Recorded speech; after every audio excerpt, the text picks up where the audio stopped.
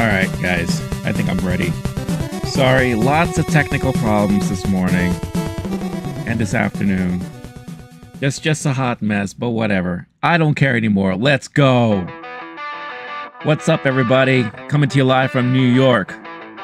It's me! And the morning afternoon live show. Coming at ya on this Tuesday, August 13th. The year of our Lord. What's up, everybody? Let's go!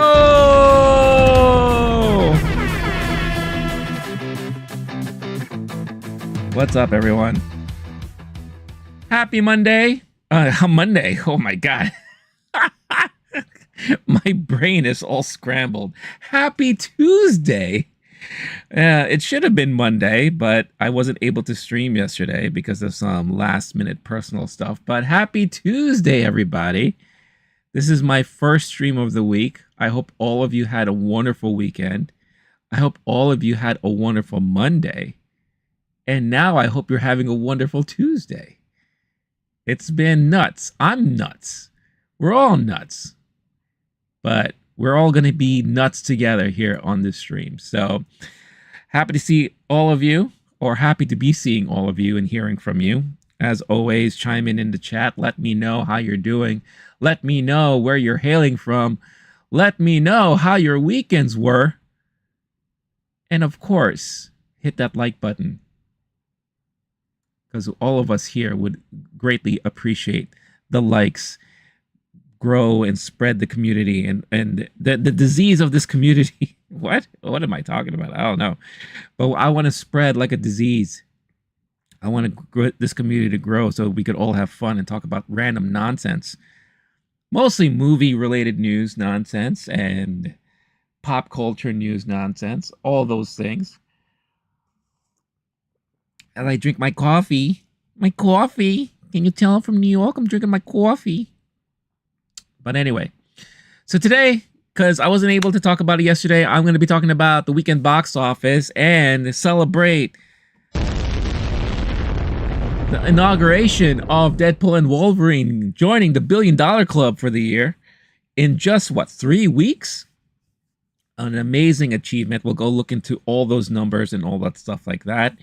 And obviously the big stuff from the past weekend was D23 with their presentations and their showcases and all that stuff. The news, the announcements, the trailers. We'll be covering all that stuff here today because I haven't had a chance to really read up on everything. I've seen headlines. I haven't watched any of the trailers, so I'll be watching them live here for the first time, reacting to all that stuff with all of you. And I want to hear all your thoughts and get your feelings on what you thought about all the announcements, all the trailers, all that stuff that dropped this past weekend. I feel like this week started off with a lot of people just recapping a lot of that stuff and kind of having it all sink in. Now, obviously, there are some trailers that didn't release officially online. The Daredevil Born Again trailer that they showed at D23 is not officially online, but I saw that a lot of that stuff leaked already on the internet. Also, Mandalorian and Grogu, they did show some footage from the movie. Hasn't been released online yet, but I know, well, officially, but I know that it has been leaked. So I won't be like reacting to those trailers or those things anytime soon until the official drops happen. But I will talk about them because there have been recaps on what was shown and everything. And it sounds kind of exciting to me. I'll be recapping all that great news with all of you this fine afternoon / morning / evening, wherever you're from. But as I always say, good afternoon, good morning, good afternoon, and good evening, depending on where you're hailing from. So I'm happy to be here on this Tuesday. All right. As you can see behind me, I got the infamous B-girl from Australia, Raygun, I believe her name is. Look, the Olympics is over. I'm kind of sad about it because I was really enjoying watching a lot of the sporting events. I liked watching the more obscure, not obscure, but the ones that you don't necessarily see regularly on TV until the Olympics comes around. So I'm talking about like the badminton, the table tennis, the archery. Like I love watching that stuff. Even like the now they're calling it artistic swimming. It's no longer referred to as the what do they call them? The synchronized swimming. It's now artistic swimming. But I love watching all that stuff. Of course, on top of the usual gymnastics and track and field and all that stuff. But I love watching the lesser viewed sports. Um, they introduced this sport for the first time at the Olympics, and I will be very surprised if it comes back in 2028 when the Summer Olympics comes to the United States in LA. I'll be really surprised if this thing comes back because I sat down and I watched a couple of these events. I didn't get to see this live. I wish I did because I think I would have been like in tears laughing. But I even watched like the gold medal rounds and the dance offs and all that. This thing has no, it doesn't fit the Olympics. First of all, it's extremely boring. Like with the audience that they got in the venue for this thing, I feel like a lot of people are confused as to what's really happening. You know, like this is a fun event when you go to an actual breaking competition. You know, when you got the dances going up against each other. There's a lot of like the camaraderie, and there's a lot of that old school b-boy b-girl type of attitudes. You know, because it's dance off. You're dancing against your opponent, so you know you're pointing fingers, you're throwing your crotches in their faces, all that stuff like that. And here, yeah, they did some of that stuff, but at the same time, it is all in the spirit of sportsmanship. So even though you're trying to diss the other dancer's like, yeah, good job, yeah, I like that. You know, no. In real breaking competitions, you don't have any of that stuff. So I felt like the tone was different. And I don't know, man. Like, yes, these dancers, they have a lot of gymnastics in their routines and a lot of like, you know, stuff that I couldn't do. But it just doesn't feel like a sporting event at all, really. And I think there's an argument to be said about sporting events like the airsoft guns and the shooting guns, even though they created such awesome memes for the Olympics, you know. But is that real sporting events? They still have the clay shooting, which is an old school sporting event that they never got rid of, right? And then, you know, in recent, you know, iterations, I think it started in Tokyo. They introduced the skateboarding, the BMX stuff, right? Which, you know, we have the X Games already. So in a way, those are kind of like sporting events. But breakdancing, I'm sorry. You know, and I'm an old school guy, man. I grew up in the 80s where breakdancing was the thing here in New York. I partook, you know, I had my own moves and all that stuff like that. But it doesn't fit in the Olympics to me. And I think a lot of countries just wanted to do their best to, you know, be a part of it. And this poor, I mean, she's defending herself now, and people are saying like, she was awesome, and I get what she was trying to do. She's from Australia. She's doing a lot of kangaroo-like moves, right? Like this. But I don't know, man. It just does not feel like it fits in the Olympics at all. And like I watched like the gold medal rounds, you know, with the females, and you know the Japanese B girl won, and the other guy won. And they were all great performances, but I was so bored watching it, man. It just doesn't feel like something you should watch at the Olympics. So I'll be thoroughly surprised if it comes back in 2028. But that's just me. So what's going on, Caleb? Nice to see you. I think it's been a minute since I've seen you on the stream. I feel like if you're going to have dance be in the Olympics, do solo duo routines like figure skating. Don't do dance battles. Let someone break dance and then have professional break dancers rate them. It's weird to watch a dance battle where everyone's trying to be choreo. Exactly. That's exactly what I was saying. It's like I'm so used to watching these breaking competitions where they're all up in your face, pointing fingers, crotches in your face. They're trying to diss you and all that stuff. And like I said, this had some of that, but then the other person was just like, "Oh, that was a good job. Yeah, good job. That was great. All right, let's go." You know, if they were do like a group thing, just like the artistic swimming, that's like another meme that was like big during the Olympics when they were doing like the underwater moonwalk and all that stuff. If you're gonna have like something like that, I think a group setting would be awesome. But still, it's dance. It's not real sport competition, right? I don't know. It just maybe give it some time. Maybe they're still trying to iron things out, but it just does not fit well in an Olympic setting for me personally.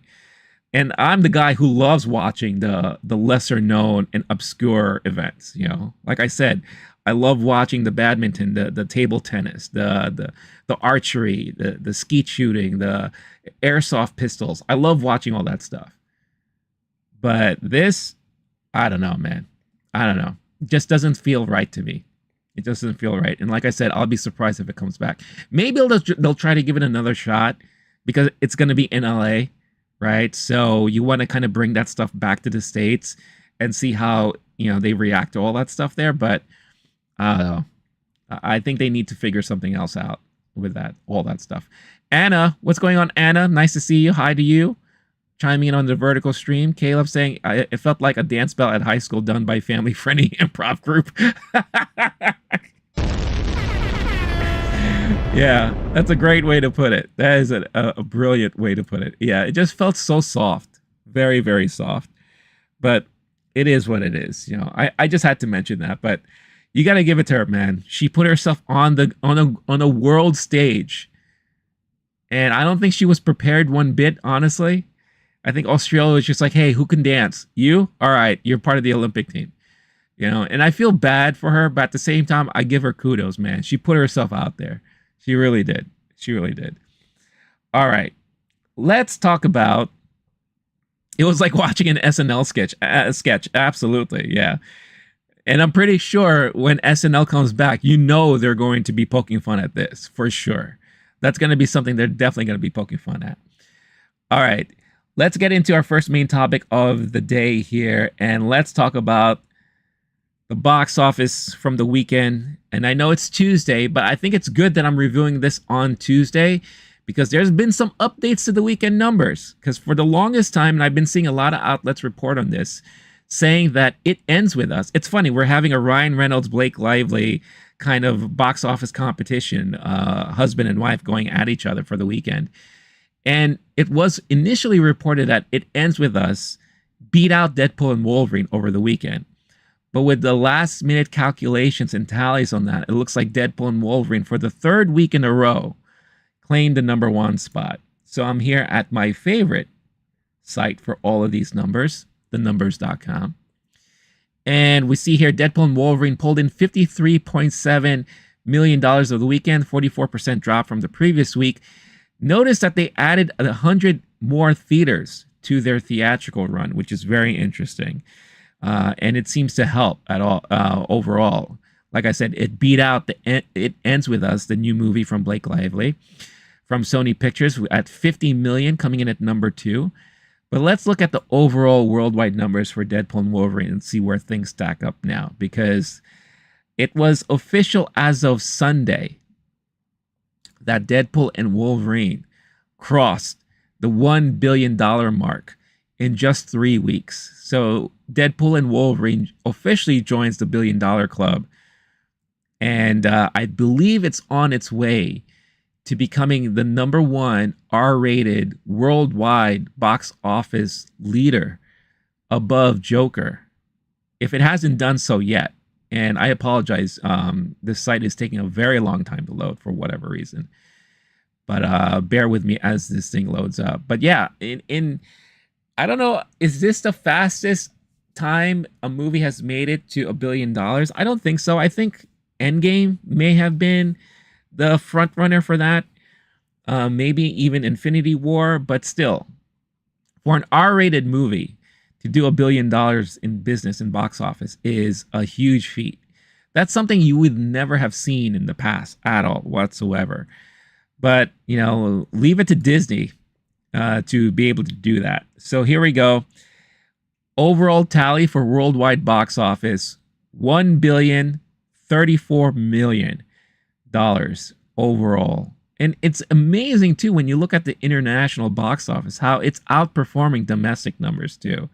I think that it just shows you that this movie really resonates on an international level. And I really truly feel it's because of Hugh Jackman's Wolverine. Hugh Jackman's Wolverine is beloved all over, like internationally. Ever since it debuted, the X-Men movie debuted back in 2000, I feel like it had such an international appeal. And of course, I think Ryan Reynolds to a certain point has that international appeal as well. But it really is Hugh Jackman, in my opinion. And let's look at all-time domestic R-rated movies. And this was already done and accomplished in its second week, where it beat out Passion of the Christ domestically as the #1 R-rated movie at the box office. And when we look at the worldwide numbers, let's see what we get here. And again, this site, even though it's great, it does sometimes take long. As you could see, Joker is still on top with $1.64 billion, right? 1,064 million. Deadpool and Wolverine is literally right there. So I think by the end of this week, Deadpool and Wolverine will claim the #1 spot at the worldwide R-rated box office charts overall. Caleb says, it ends with us with something. My girlfriend read the book and she said it was terrible as a book, given it romanticized domestic abuse. She was baffled that the movie doubled down on that. Yeah, that was like the biggest, I guess, takeaway that a lot of people had with that movie, because it was a movie that's supposed to, I guess, empower women who have experienced domestic abuse and how to kind of overcome that, right? You could kind of tell that that was what they were aiming for in the trailer. I've never read the book. I'm not familiar with the book at all. But I've heard that even people that actually like the book felt very disappointed by the movie. So there's a lot of narrative going around about how this movie really pushed forward that message, if at all, if it was able to, really. It is what it is. It's not surprising, again, because of the subject matter. And I know there's a huge fan base for the book itself, that it made that much money. I think that's one thing that people should mention, that a movie like this normally in today's landscape would not have done well at all. Maybe you're talking about 15 million, maybe 20 million. Blake Lively, even though she's a well-known actress, she doesn't have that superstar kind of moniker, right? She's not someone that people will rush out to movie theaters to watch a movie with her in it. She has been very selective with her movies too, which is something to note too. You don't really see her in a lot of movies, unlike other actresses. But, that's something to note, that a movie like this was able to do that much business at the box office. So it is really interesting to see. I'm having a lot of problems with this site today. I'm really sorry, guys. I'm going to switch over to my solo cam for now until I can load this up. But yeah, it is an interesting feat that It Ends With Us was able to accomplish at the weekend box office there, coming in second, almost beating out Deadpool and Wolverine, which, again, if you also think about it, for 3 weeks, for a movie that's been out for 3 weeks, it still has long-lasting legs at the box office. And it's all repeat viewing. All of it is repeat viewing at this point. Yeah, you'll get like maybe a handful of people that are seeing it for the first time, but it's a lot of people who are seeing it the second time, the third time, the fourth time, right? So it is very interesting to see how that is all coming out. All right, I'm going to have to close this out, and let's see if this will help. There we go. Jesus, what a hot mess. All right. So let's look at the rest of the box office numbers here. So yeah, and It Ends With Us, the new movie from last week, came in at #2. There's another new movie that also came out that we're going to be talking about in a minute. Twisters is in third place, fell down to third place, $15 million domestically. So far overall, and for a movie like this, worldwide, $311.8 million, domestically 223.8. I think that's still a major win for this movie. I don't think a lot of people were expecting this movie to do that well, but it is a nice kind of like old school blockbuster, summer blockbuster type of movie throwback that I think a lot of people enjoyed. And I do think Glenn Powell still has, he has that thing that attracts people to want to watch him in movies moving forward. Now, in fourth place, let's talk about Borderlands. What a hot mess this movie turned out to be. And I'm not surprised in the least, because when I initially saw the trailers for Borderlands, first of all, I thought it was like way too late. I said in my review last Friday about this movie was that this movie should have come out 10 years ago. And it's so funny because I just watched Red Letter Media release their review of Borderlands over the weekend. If you're familiar with those guys have been around for a while. And they said pretty much the same things I said, which was really funny. One, movie should have been out 10 years prior. They know nothing about the video games, but I love how they called out Eli Roth with casting all of these like older actresses that he probably had crushes on. They said that he has a gilf fetish.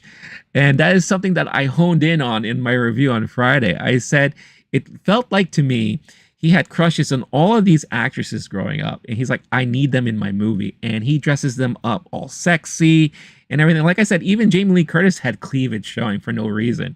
And I love how Red Letter Media called that out as well. But Borderlands, a movie that cost $115 million. Think about that. $115 million, pulled in domestically $8.6 million. Wow. What a hot mess. What a miss. What a major miss for this movie and for Lionsgate.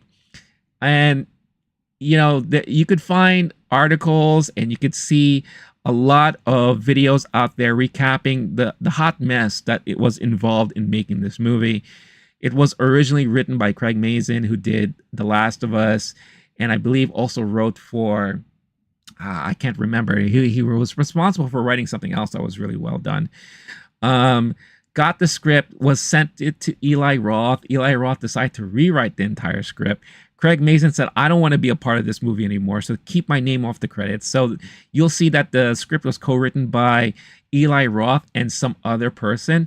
That is just a fake name that they used to put in there instead of having Craig Mazin's name in there. And spent a lot of money on the production. I think most of it was because of practical effects. And for the stars that you have in your movie, I mean, you have Cate Blanchett, Kevin Hart, and an up-and-comer in Ariana Greenblatt. Plus, you also have Jack Black doing the voice of Claptrap and Jamie Lee Curtis, right?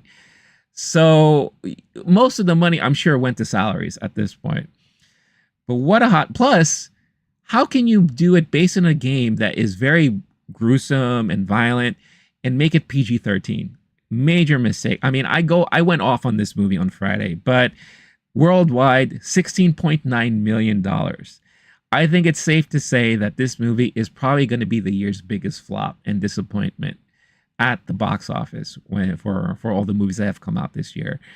We're not done yet. We still have several more months left in this year, but I think everything that we've seen so far, even Madam Web performed better than Borderlands. What does that tell you? And that movie was comically terrible. You know, like I had fun watching it, but I had fun making fun of it while I was watching it. This, I just felt extremely bored watching the whole thing. So yeah, so very, very huge miss for Borderlands. Caleb saying, I feel like a lot of partners of Nerds Geeks were like, we've seen Deadpool and Wolverine like 2 or 3 times now. Let's go watch his wife in her new movie. Yeah, I'm pretty sure that was a big thing. I think social media also was trying to make it a big thing. I've seen it like leading into the weekend. A lot of like people online were trying to like make this like a Barbenheimer situation where you have husband and wife duking it out at the box office. It may have worked, you know, maybe that's why it helped push it a little bit to $50 million. But I really truly think it's just there were a lot of people who were interested in the movie because they were fans of the books or they all read the books, and it's a movie for women.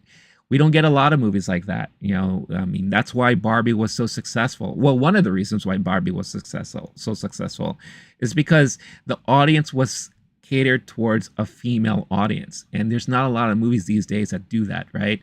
Plus, especially since it's supposed to be tackling a very important message. Whether or not they did it correctly, that's a whole other story. But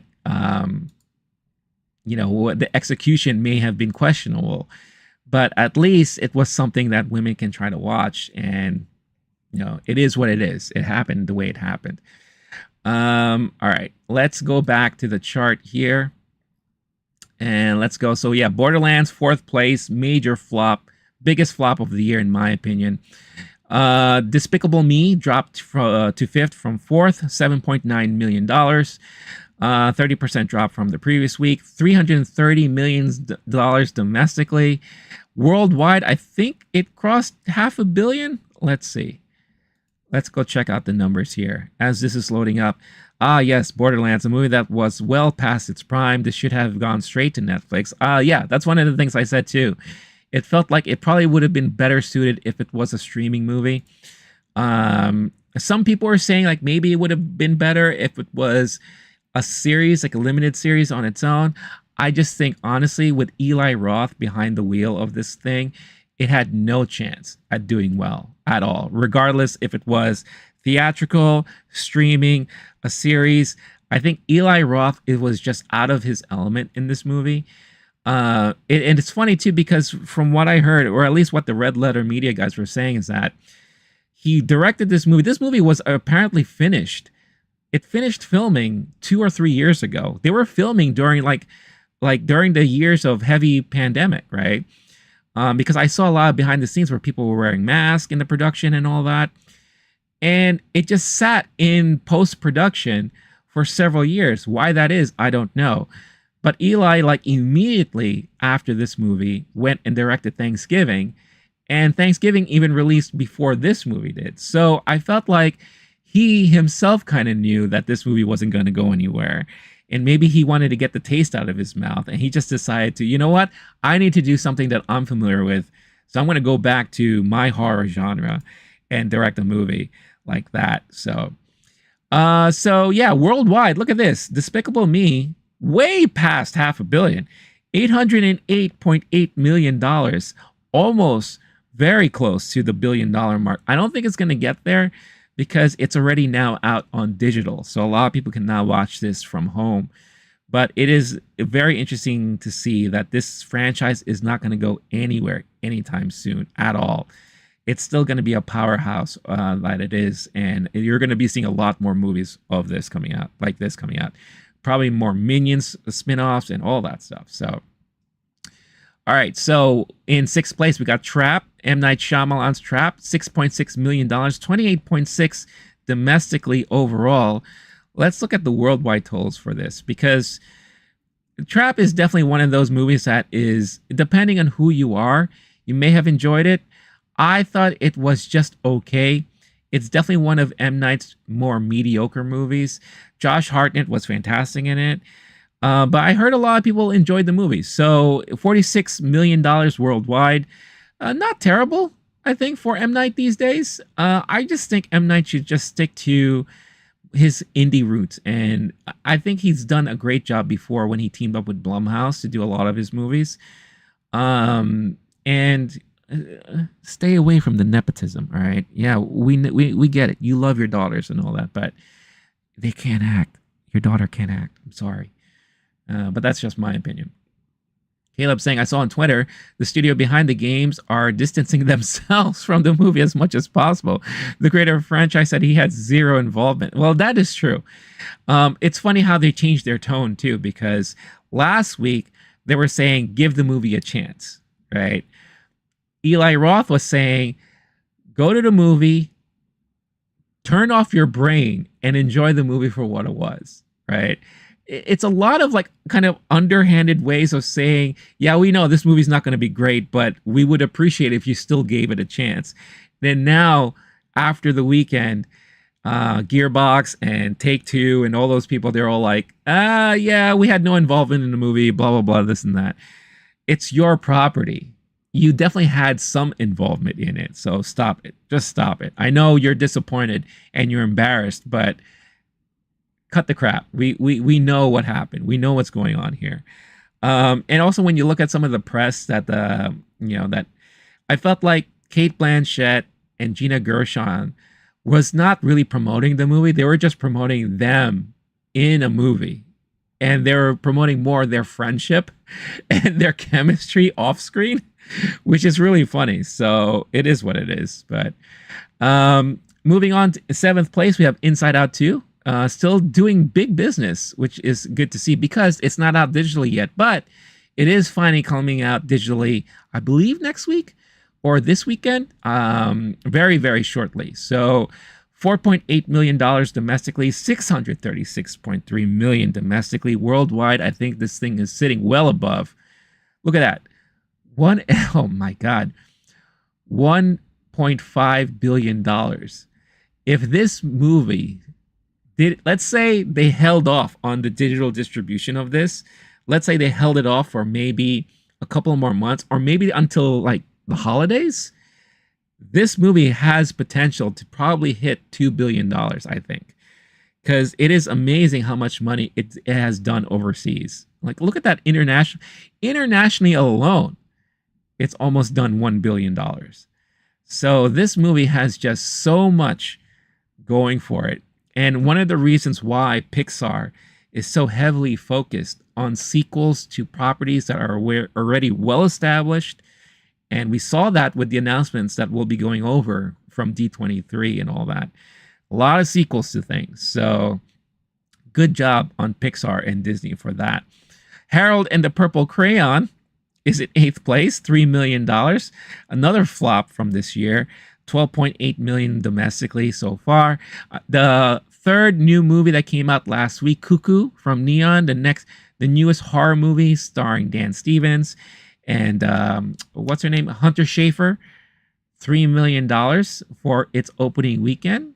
I'm not sure what they were expecting this to open at, but their other movie, Neon from Neon, Long Legs, still doing decently at the box office, 1.9 million domestically, 71.2 domestically. I still think this is their top earner that they've ever had as far as movies concerned. 88.3 million worldwide. Me personally, I thought Cuckoo was interesting, but I was just confused the hell out of it. I didn't know what was going on for most of the movie. I had to really like sit down, and I used Friday's review of the movie to talk it out to see if I understood it even more. But Long Legs, I think is the best horror movie of the year so far. From all the horror movies that I personally seen, I think it is the best horror slash thriller mystery movie that we've gotten this year. So very well done there. I'm pretty sure it's going to grow tremendously, even more so once it finally hits digital, because I think a lot of people will be watching it for the first time or second time, third time, all those things like that. So that is the box office stuff for you right there. So let me know in the chat what stood out to you the most. And if you are shocked or surprised by any of this stuff here, Caleb has been chiming in, and I love the conversations we're having right now. Harold and the Purple Crayon, my niece wanted to see this, so I took her for ice cream and bought her a pack of crayons and said, "We have purple crayons at home." I guarantee she probably got more enjoyment out of that than she would have in seeing that movie. And it's funny too, like what's his name? Who's in this movie again? Zachary Levi, right? Zach Levi. How he was clapping back at a lot of the critics online and everything. Look, a bad movie is a bad movie, right? I personally, this is not my genre. I'm not the target audience for a movie like this, but I've been known to give movies like this a shot if it looks interesting enough. That first trailer I saw looked horrible. I'm sorry. And why are we dealing with an older Harold? I get it. He loves playing like the adult that's a kid at heart and all those things. If you look at a lot of the stuff he's done, Shazam is perfect because again, it's like a younger kid in an adult body. He loves playing those roles, but dude, it's getting kind of old, I think, at this point. So I just don't think it's working out for you. That's just my opinion, but I think people are kind of proving my point by choosing not to watch a movie like that. And like I said, it was just really, really painful watching that trailer when it first came out. So I'm not shocked at all that it didn't do that well at the box office. And I don't think it will do well either at home when it's on digital and stuff. Maybe I'll be surprised. Who knows? We'll see. If anything, maybe it's going to lead to a lot of interesting memes and commentary videos the minute it is available online. But yeah, it is a movie I was not planning to see, nor will I ever want to see, unless I was at a friend's house and we all decided, hey, let's do a bad movie night. And what's the movie of choice? Harold and the Purple Crayon. And I'd be like, all right, fine, you got me. I'll do it. Let's do it. Yeah. So there you go. So interesting stuff from the weekend box office. I think this upcoming weekend, it's going to be very interesting with Alien Romulus coming out. You already have initial reviews from critics coming out there and leaking online. People were able to see initial screenings of it already. It's kind of all over the place, in my opinion. I don't necessarily like to read reviews before I see the movie myself, but I've seen headlines. I've seen people liking it. I've seen people saying, hey, it's okay. I've seen people saying, I saw one person that I follow on Twix. I call it Twix. It's not Twitter nor X, it's Twix. Saying that it's the 5th best Alien movie. So, I mean, if you look at the Alien movies that have come out, Alien proper movies, I'm not counting the Alien versus Predator movies. For me, the original Alien movie is still the best Alien movie. I love the mix of horror and sci-fi in it. What's going on, Mr. Metzger? Thank you for chiming in on the vertical stream. Aliens is second best. James Cameron directed. I love that it turned, instead of horror, we got action, right? So we got full-on action sci-fi, which is fantastic.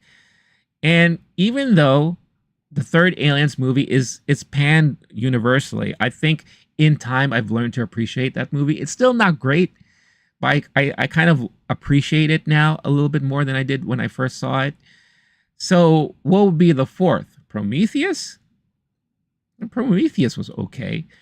It's kind of odd that we would go way back to like the creators and all those things like that. So I don't know. I'll see it on Thursday. I'll give my review on Friday, and I'll see what I feel about Aliens myself. But I do think it has potential to do really good at the box office. I think the Aliens franchise is well beloved by a lot of people. And it looks like it's going to be one of those fun movies to watch in the theater. We're still in the summer, and I think a lot of people are still enjoying going to the theaters this summer, more so than we've seen in the past. So it's nice and refreshing to see that. I think it will end up coming out to be number 1 at the weekend box office. I think Deadpool and Wolverine will probably drop to 2 or 3. I think with the bad word of mouth from It Ends With Us, I think it's going to definitely hurt that from being possibly in the top 3 for the weekend. But we'll see. But I think Alien Romulus has a good chance of doing at least 50 million at the box office this weekend. So we'll see what happens when we recap things next week. Caleb saying also he's pushing 50 at this point, and the fact that he keeps playing roles where his co-stars are kids is kind of weird. Absolutely kind of weird. Shazam, Spy Kids, Harold the Purple Crayon. I think whatever next thing he chooses to do is going to be very telling. And if it's still going to be like a kiddie movie and all that, then yeah, this dude, he needs to figure something else out for himself because it's just not working. It's just beyond bizarre at this point. But yeah, very, very interesting stuff from good old Zach Levi there. All right.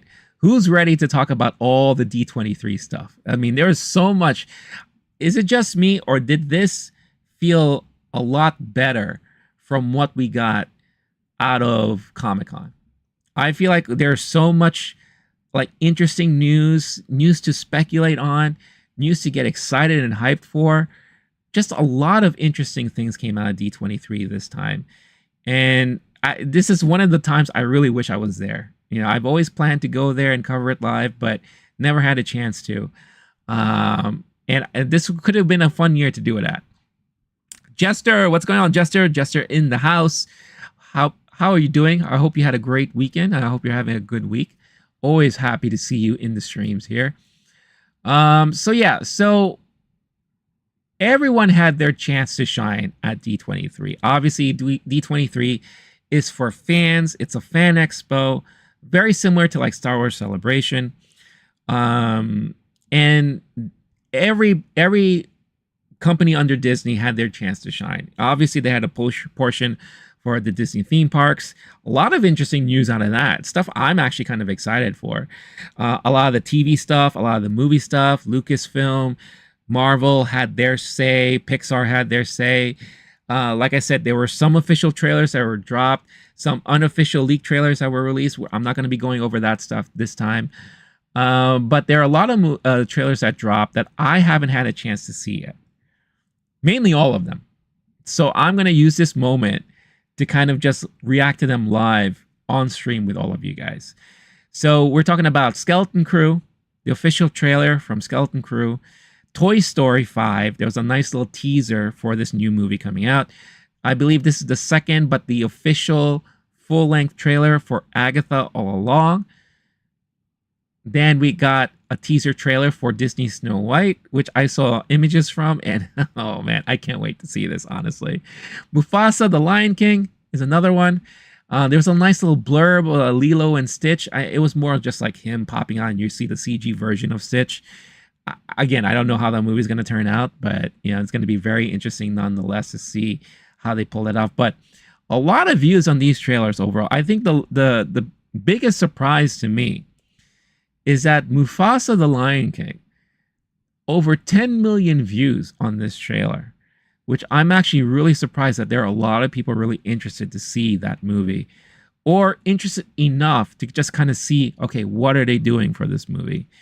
I will say this time and time again, the live action Lion King was boring to me, nothing new, and it was just very hard to enjoy the movie because the animals, the live animals, the realistic looking animals just don't emote at all like cartoons can. They could have tried to do something with the CG where they change the eyes and how it reacts to things and maybe put a little emphasis on the mouths, but they didn't do all that. They kept it as realistic as possible, and I think that hurt the movie overall for me. Plus some questionable voice acting, in my opinion. I just think Beyonce shouldn't have done anything. And now, with her daughter in it too, I'm just like, all right, nepotism. It is what it is. But let's check out, all right, the first trailer I have here, kind of, all spooled up and ready, is Skeleton Crew. I've been dying to find out what this show is going to be about. And a lot of the kind of recap and a lot of the explanation and details about this show is that it's an Amblin-like feel of the show, very Goonies-like. So I grew up in the 80s. I'm a fan of like that type of stuff. So let's check it out. Let's check out the trailer, official trailer for Skeleton Crew, the latest Star Wars movie to be streaming on Disney Plus later this year. All right.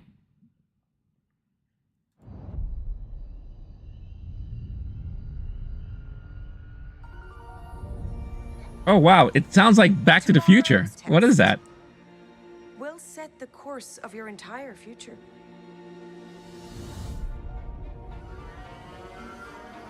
Yeah, it sounds like Back to the Future. That's crazy. Like what? Oh my god, who's that little guy? We could go anywhere we want in the whole galaxy. A real adventure. No more pretend. I found something buried in the woods. You know what? If I was 8 years old and I saw this, I'd be super hyped right now.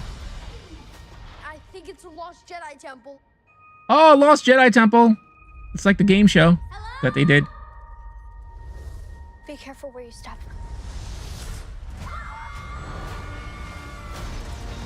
Wait, is the whole series going to be taking place in the temple?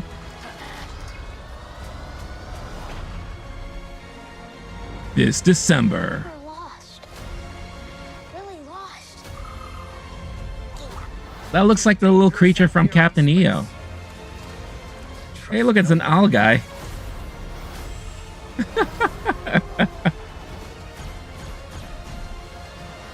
Now this is pod racing. Uh-oh.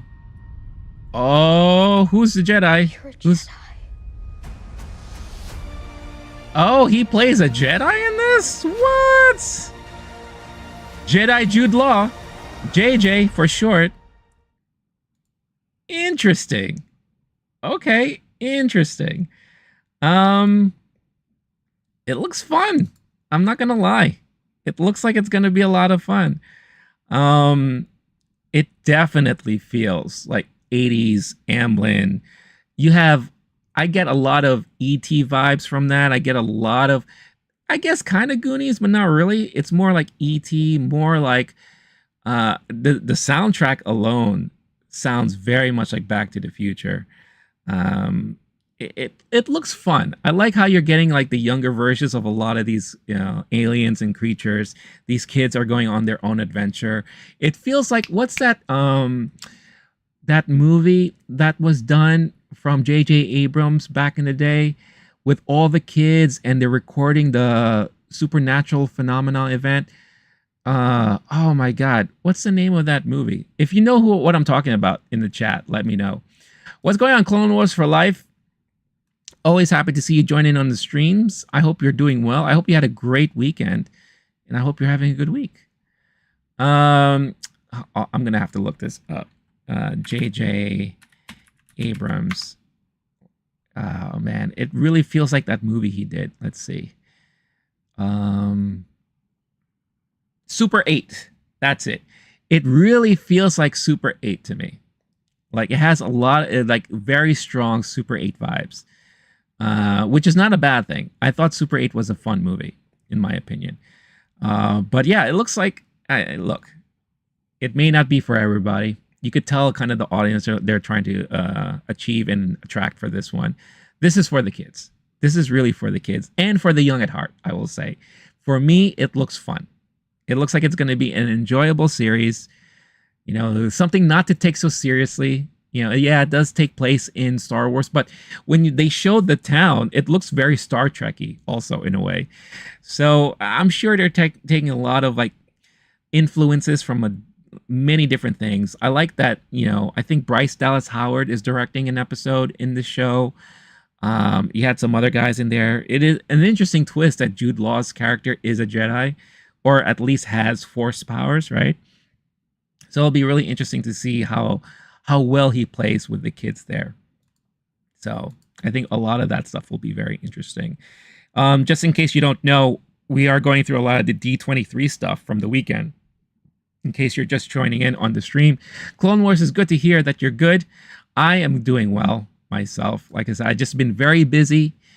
And I wasn't able to stream yesterday, but I'm glad to be here on this fine Tuesday. And just talking about D23 stuff. Let me know if you know your reactions to any of the stuff that came out at D23 this past weekend. If you have any thoughts or feelings about anything here. I'm just reacting to some of the trailers that were officially released because I haven't had a chance to see any of them. So next one up here is a little teaser for Toy Story 5. I haven't seen this yet, and it's a teaser, so it's like 25 seconds. Nothing crazy. They also teased that Incredibles 3 was coming out, which I think is exciting to hear. I was always a big fan of the Incredibles franchise, and I think the second one was okay, but it was kind of disappointing when I felt like that was the last one that we were going to end things on. So I'm excited to see that they're going to come back to that franchise and see what they're going to do with it. So let's just quickly check out this quick teaser of for Toy Story.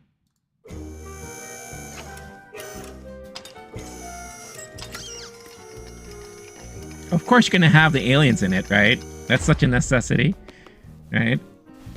Woody. Yeah, you got her. You got Buzz.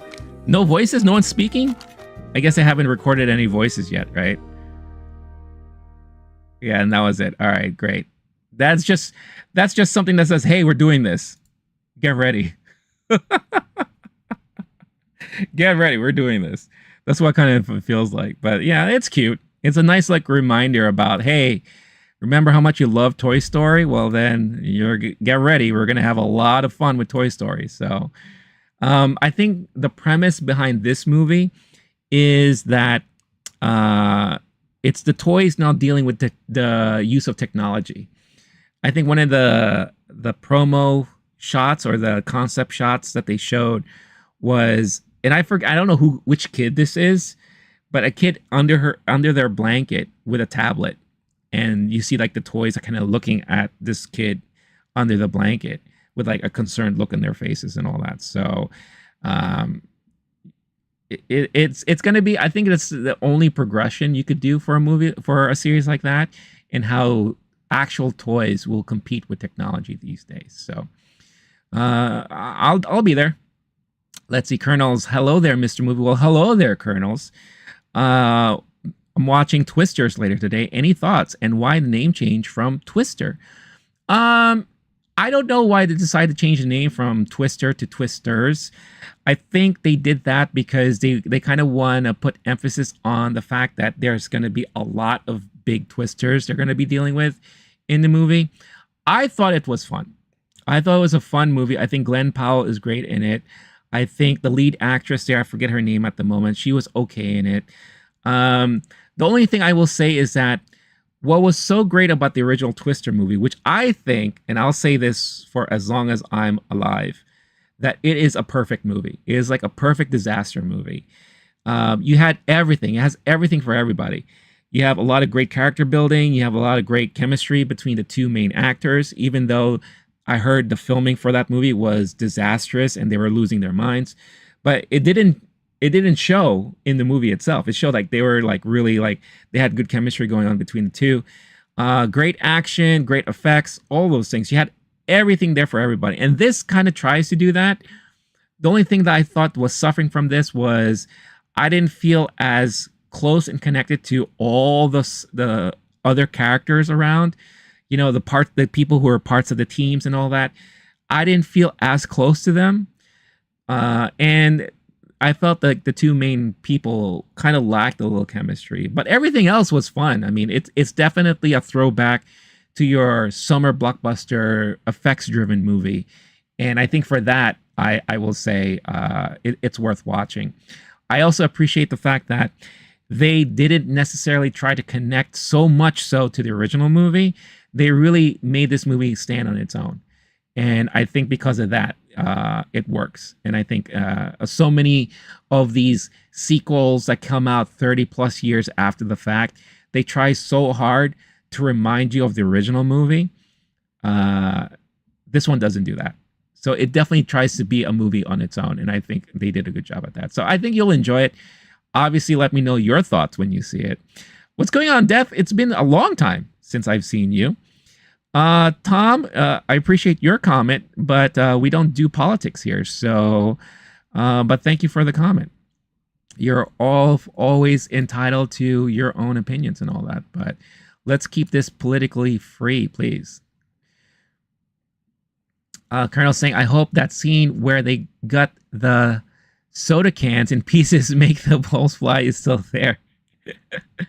I'm not going to say anything.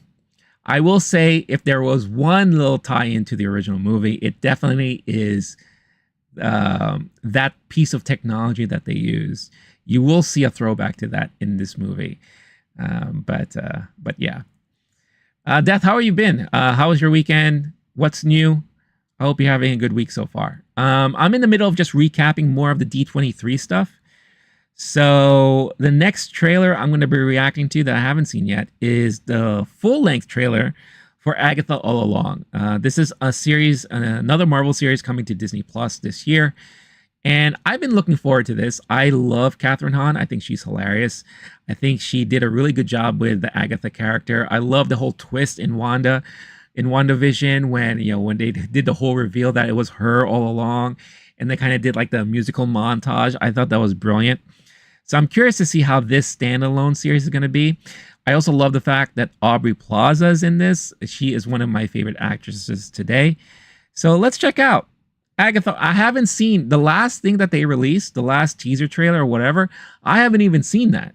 So I'm looking forward to seeing this for the first time. So let's check out Agatha All Along. Agatha.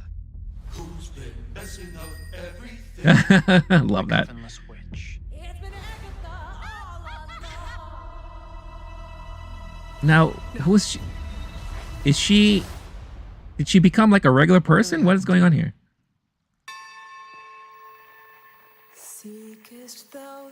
I'm getting a lot of like Mayor of Eastwood kind of vibes. She took every little bit of power I had. Oh, I'm what? assembling a coven. We gotta get back on top. I'm gonna walk the road. Join me. Oh, interesting. Oh, she's in this too? Oh, I like that actress. The Witch's Road will give you the thing you want most. If you make it to the end. The road is a death wish. All right, so she's gathering up her own coven. Interesting. Oh, there she is. Having a party. What's up? Hey. All right, it's gonna be this kind of show, huh? It looks like it's gonna be fun. It will test us. And our knowledge. What? We don't even know what we're up against. I feel like it's just parroting on a lot of like the whole witch How do we pass this trial persona. without any power? We survived, like witches have been doing for centuries. What happens next? Did they go back in time? What's going on here? I just need these witches to get me to the end. Okay. Look, this looks fun. Bodies are really piling up. It looks interesting, but at the same time, Let them believe those things. I don't understand what this will have to do with the rest of the MCU. Oh, she's really putting herself in it, huh? Acting her ass off. Whoa! Is that Mephisto? Last one there is a nice person. Wait, did we just get a Mephisto sighting?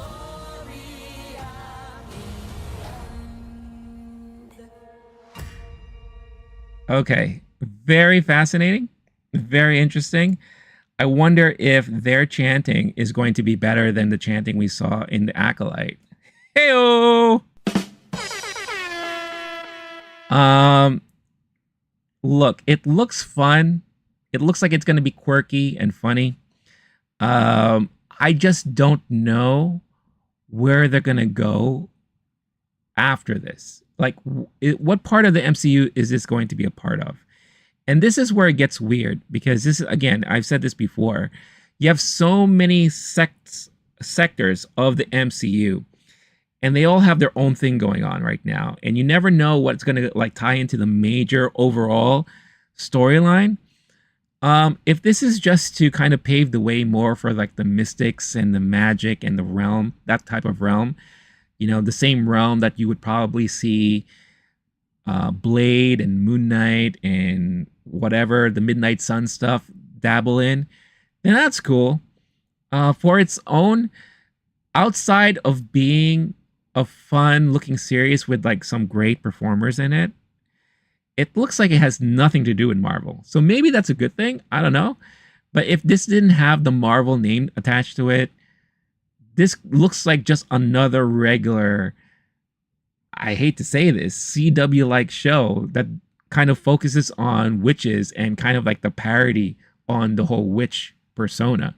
It looked like they were kind of making fun of like the witch from The Wizard of Oz. And if you look at some of the other witch-like tropes, looks like they're kind of like making fun of a lot of that stuff. So I don't know. It looks like it'll be funny at least. You know, you got Aubrey and Catherine Hahn playing off of each other. So I'm sure that's going to be interesting to see. But yeah, I don't know. I'll check it out, but I'm pretty sure this may end up becoming a lot of another disappointment for a lot of people out there. Colonels, I hope that scene. Sorry, I read that already. Colonels, were you surprised about the great turnout with Wolverine Deadpool? Haven't seen it yet. Can't wait. I'm not surprised at all. I was saying since last year that this was going to be the mega movie of this year. I knew I could pull clips from my previous streams. I could pull clips from some videos that I've done where I start to like look forward and look ahead of movies. I've said it, and I've been calling it every year so far. And if you're tired of hearing me say this, I'm sorry, I apologize, but I've said it before. The year before Top Gun Maverick came out, I said Top Gun Maverick was going to be the major blockbuster that year, and it happened. The year before Barbie came out, I said Barbie is going to be the major movie of the year. Barbie became the major movie of the year. And last year, I kept saying over and over again, watch, Deadpool and Wolverine is going to be the major movie of this year. And look what happened. Now, I knew it was going to be huge.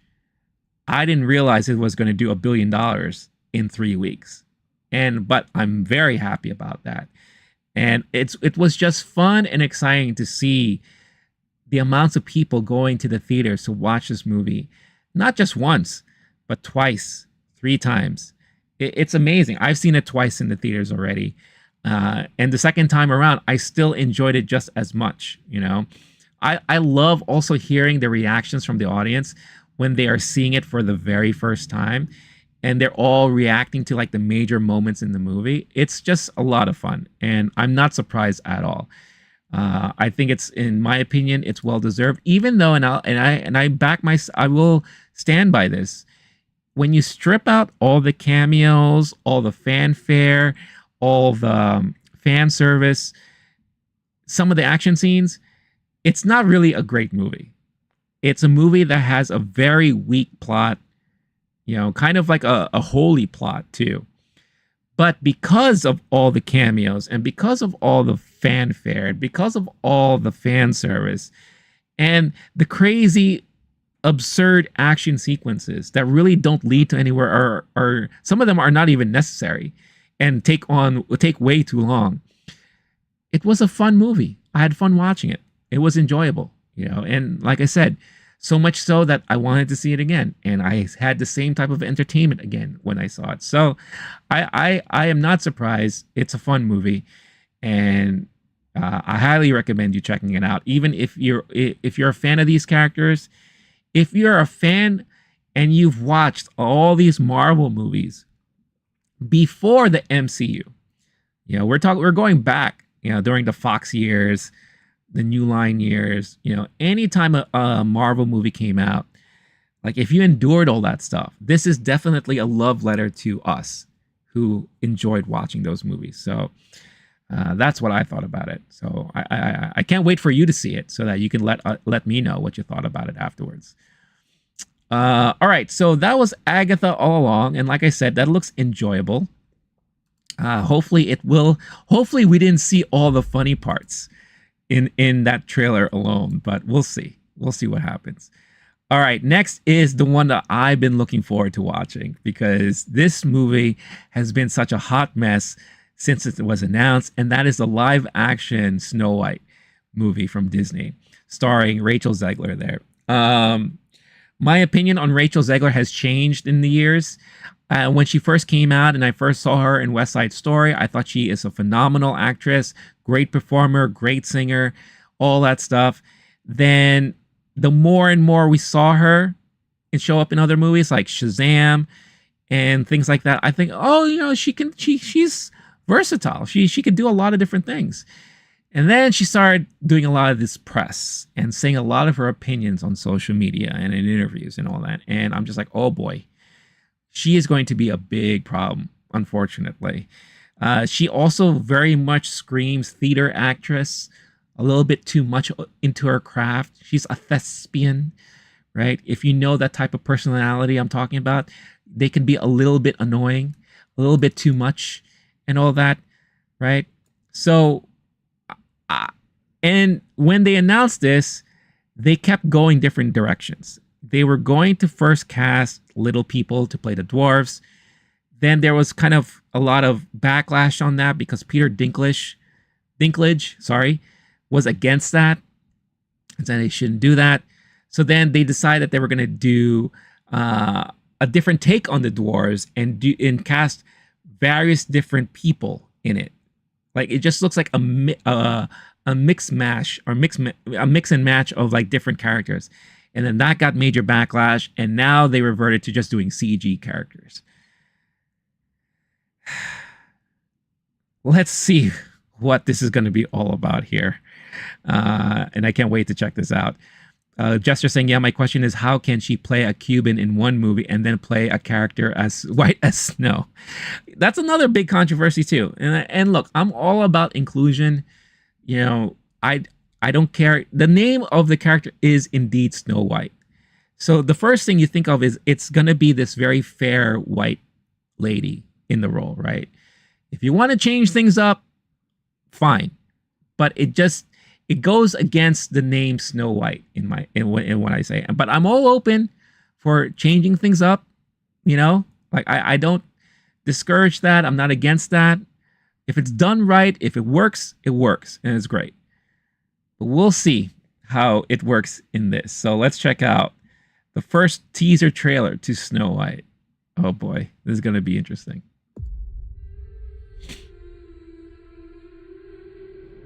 All right, they got her humming. Disney invites you to check your imagination at the door as we ruin a classic. Well, that looks like that was taken right out of the animated movie.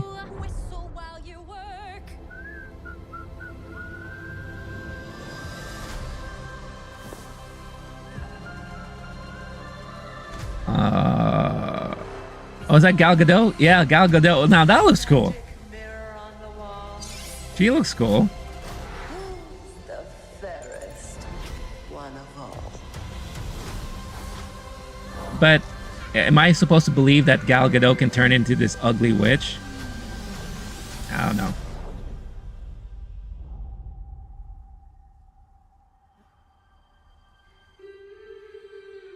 Is this like a crossover? Is this Bambi and Snow White? Imagine.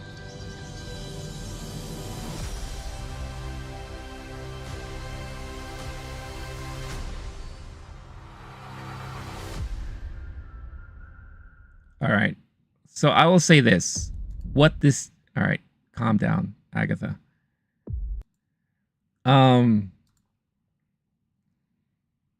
Oof. Oh boy. Okay. So this teaser trailer marked all the boxes they needed to mark. You got some throwbacks to the classic music. And I will say this, Rachel is a good singer. She is a very good singer. Like I said, good performer. You have some of the scenery. You have the iconic apple, right? Mirror, mirror on the wall, all that stuff. But those CG dwarfs look terrible. They look awful. And everything just looks full on CG.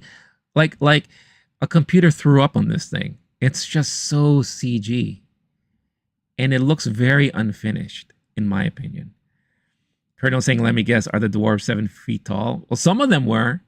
In one of their iterations, it looked like that was the case. Yo, Star-Lord's in the house. It's been a long time, Star-Lord. I hope you're doing well. I hope you had a great weekend. Always a pleasure to have you on the stream. But those dwarfs look terrible. I'm sorry. It just looks comical. Let me see. I'm trying to grab. All right. It's not clear because everyone's in motion. But look at this. It looks scary in a way. I mean, it just doesn't look natural. It doesn't look natural. And you can kind of tell that she's just dancing in front of a green screen. Oh my gosh. This is going to be a hot mess. This really is. This is really going to be a hot mess. What a shame. What a shame. I don't know. Now, again, maybe I should look at the comments because I think it's going to be interesting to see what people are commenting on. I can't see how many dislikes this thing has gotten. I could probably check it out, but let's just look at the comments. I think if anything, the comments are going to be very telling. So you have one saying, I have to admit, I do admire the bravery of Walt Disney Studios for keeping the comment section open. Well, there you go. That's definitely something. The original was one of Walt's finest achievements, creating the technology necessary to bring his vision to life. Correct. This does nothing to expand or celebrate that legacy, and it's a shame. If I were the prince, I'd rescue Gal Gadot from this movie. I will have to say, too, I mean, again, no offense to Rachel Zegler, but she looks kind of scary in this role. She does not look appealing at all. There's this great shot when she's looking into the well. She looks kind of, oh my gosh, what happened to her? It just doesn't look good.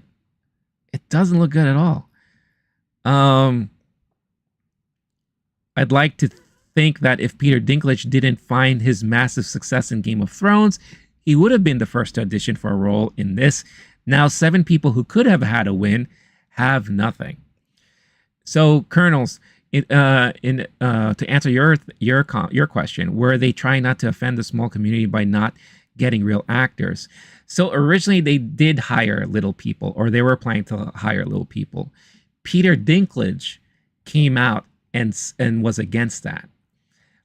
He didn't like the fact that this movie portrayed, I guess, little people or dwarves in a bad light, or in a comical light, or something like that.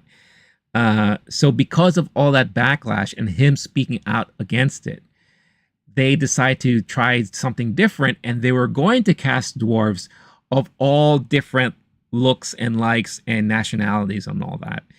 And then when initial pictures of that was released online, another wave of backlash about that. So to avoid all of that stuff, they decided to just go the route of, well, let's make it as accurate as possible to the original animated movie, and let's just do CG dwarves. And then this is what we got. And I think also Peter Dinklage was against the term dwarf because they're called little people now. I think that's the proper way to call them. Yeah, it's just making the dwarf CGI so they don't have to hire dwarf actors is wild. Great actors with dwarfism we want to work on screen. Disney, no, we must protect you from yourselves. Why is the evil queen prettier than Snow White? That is exactly my reaction to this. I'm Korean, and I know that what Snow White means is Disney throwing money in the trash. There should be a disclaimer: no dwarfs were hired during the making of our film. Evil queen, magic mirror on the wall. Who's the fairest one of all? Mirror, you are. The end. That's funny. Zegler, he could end up on the cutting room floor. It's Hollywood, baby. Zegler's career blank. Please let the evil queen win. This time Snow White is the villain. Disney invites you, and I must politely decline. Oh, you gotta love the internet. Let's see. She had skin as white as the freshly fallen snow. Her lips were as red as blood, and her hair was as black as ebony. These are actual lines, not only from the original animated movie, but from the book itself. And yet, yes, I agree. Look, again, I don't care who they cast for what. I'm all about inclusion and all that. But this, I don't think this is it. Disney, I'm sorry. I don't think this is it. It's all CGI and they call it live action. It's weird. Yeah, that's another comment I had. Everything was CG. It just doesn't feel realistic to me at all. None of it feels realistic to me. Oh, here we go. 11 hours ago, as of August 13th, 2024, likes 62,000, dislikes 417,000. Wow.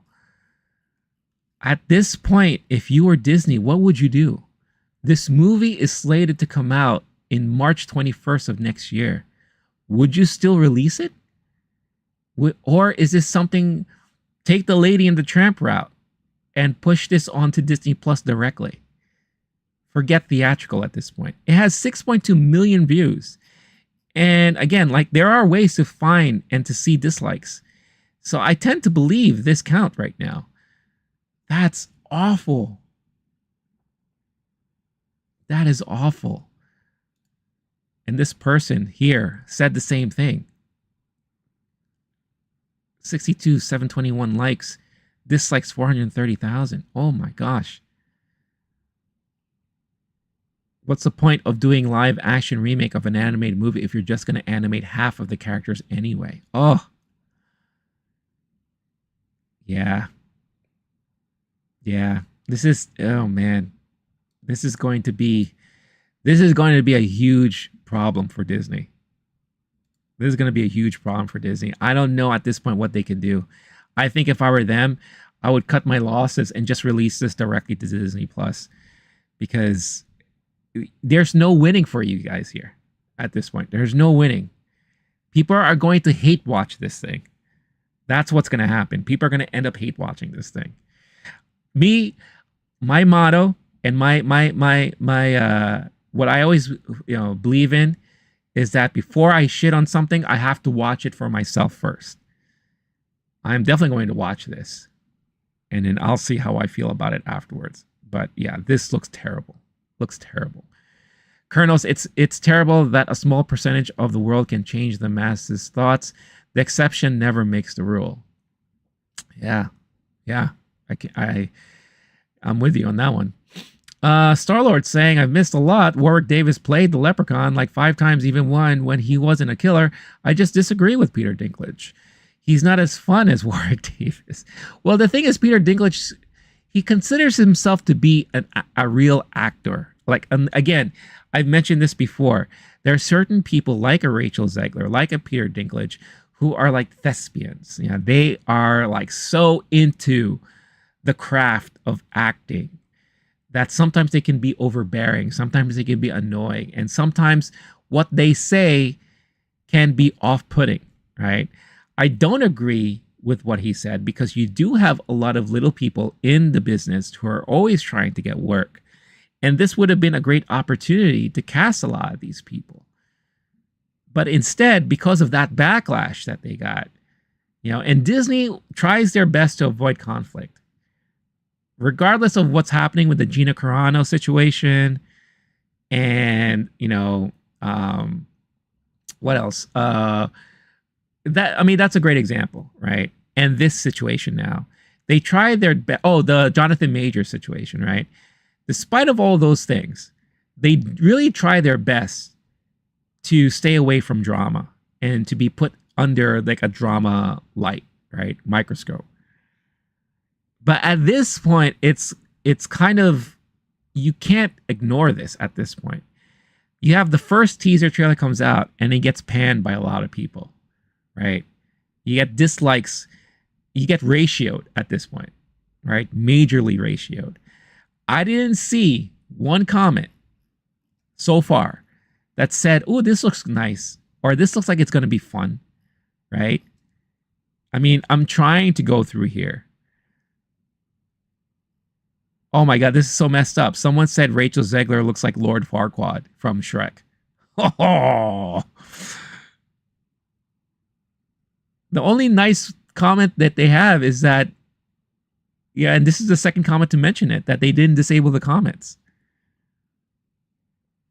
Oh, man. Yeah, oh, see, someone just posted something that is exactly what I'm talking about. I scrolled through the comments for like 10 minutes and can't find one positive comment. That is crazy. See, I'll show this on camera. That is crazy. Oh man, this is going to be a hot mess. I'm sorry. I'm sorry to all you fans of Snow White and Disney who maybe were looking forward to this, But this ain't it. This ain't gonna be it. It's kind of sad when you see something like this, and then it actually makes Mufasa and Lilo and Stitch look better. And those are the ones that I'm not looking forward to at all in the slightest. So it is what it is. Speaking of Mufasa, that is the next trailer I'll be checking out for the first time here. Another trailer that was released during D23. So let's see. Just want to check up on the chats real quick. Then he should shut the fuck up about characters he don't take serious if he's a serious actor. Yes, accurate. She does in regards to looking like Lord Farquaad. That is so brutal. That is so brutal. It is accurate. It's so brutal. I feel bad in a way. So speaking of Shrek, I can't wait for the new one. Yeah, the new one's going to be interesting. It's going to be interesting to see what they can come up with all of these years after the last one. So yeah, it'll be interesting to see what's going to come out of that. All right, let's check out the Mufasa Lion King trailer. The prequel for a movie that I had no interest in. Let's see. Let's go. It's time. I'll tell you a story. Tell me a story. Not much bigger than you. So just to be clear, we're not in this story? There's a lot of stories with all of us. Tell one of those. Long before they became legends, Mufasa and the Mufasa. things who would come to be known as Scar became brothers. Hello, what's your name? Mufasa. I told you to wait for me. We can't just leave him here. Rules are rules. We can't just leave him here. Never accept a stray. I'm not a stray. Oh, wait. Are they doing the eyes thing? Lost. Oh, I think they changed it up this time. Did they learn their lesson from the last movie? Associate with outsiders. Taka is the future king. We must protect the bloodline. Sorry, I should have been doing it in this screen. Saved his life. I don't want to get copyrighted. I have a secret, Mufasa. I always wanted a brother. I always wanted a brother. I always wanted a brother. So they're doing the whole... Okay, hold on. Sometimes I get a sense. Hold on. I'm sorry. I have to press pause real quick. I have to say this. So they're doing the typical storyline again. Now, all right, look. I think there was a Mufasa animated movie, but that was like a direct to DVD movie, right? Or direct to home video, I think, if I remember correctly. But this is another typical trope that we've been seeing over and over and over again, where the two villains at one point were friends, right?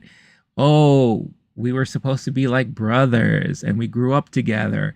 And then something happens later down the line that causes a rift, and then they become mortal enemies, right? We've seen this in X-Men. We saw this in, you name it. There's always been something, right? In Star Wars, right? With Obi-Wan and Anakin. It's such an overplayed trope at this point, right? Like, you can't reinvent this stuff anymore. You know, there's nothing unique or different about this type of storyline. So that's already in itself is boring to me, right? But now, I think Scar is supposed to be the uncle of, not Mufasa, but of, whatchamacallit, Mufasa's son. What's his name? The Lion King. You know. You know what I'm talking about. The Lion King. That guy. He's supposed to be the uncle, I think. But yeah, I just had to say that because that is such a tired trope at this point. Simba. That's it. Yeah. It's barely a trace on the wind. And it smells like home. Then it's gone.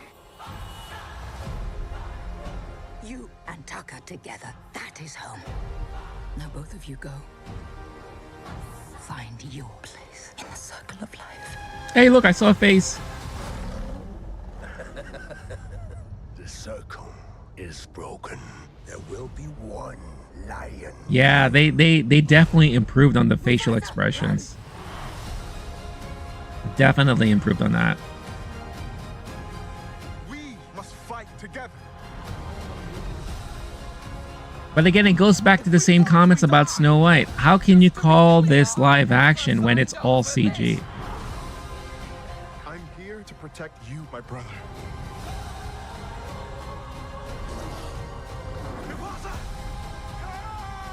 Oh no! And I'm sure we're gonna find... Oh, who's that behind them? Uh-oh. You were saying? Better run. I'm sure we're gonna find out how Scar got his scar and all that.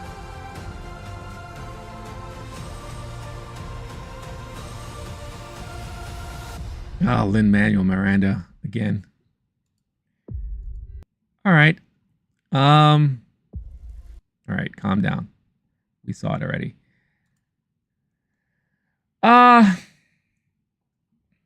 Look, I'll say this. It looks interesting. It does look kind of epic, right? Did they mention who the voice actors are in this one? Let's see. Oh yeah, here we go. So we have Mads Mikkelsen, Thandie Newton, Tiffany Boone, and here we go. Here we go. Here we go. Nepotism at its best. Blue Ivy Carter and Beyonce Knowles Carter.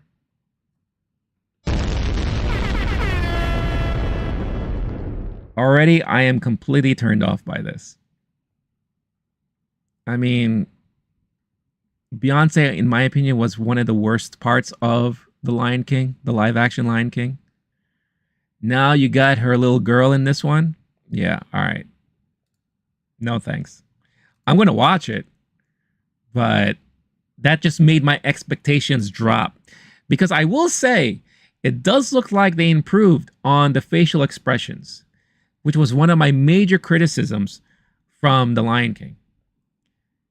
And it made it almost like you could believe in their emotions and their emoting and their, the characters expressing themselves. It looked like you could believe it this time around. But I don't know. With this type of voice acting, we'll see what happens. But yeah, I don't know. It's going to be interesting.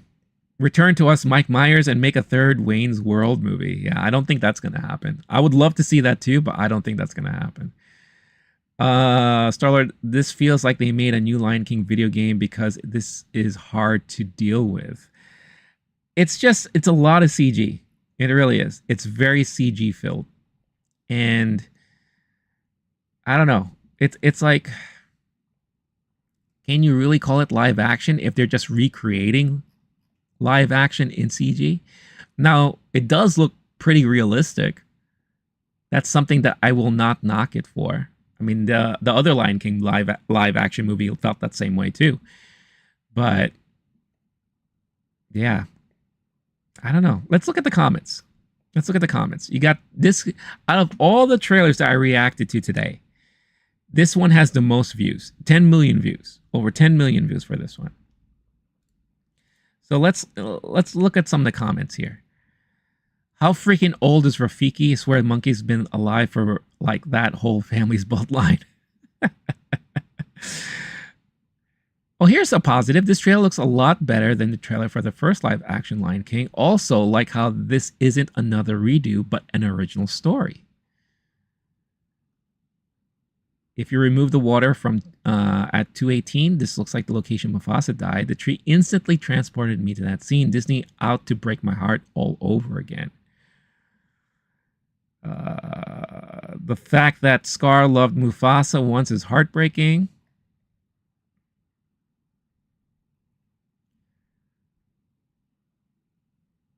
Something about the accents, African lions that studied at Oxford. That's pretty funny.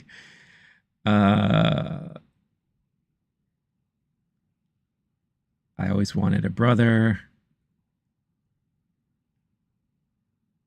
Taka and Mufasa are basically, I'm sure they meant CG, not SG. CG, Optimus Prime, and Megatron. Yeah, that's another, another trope that follows the same thing, the Transformers.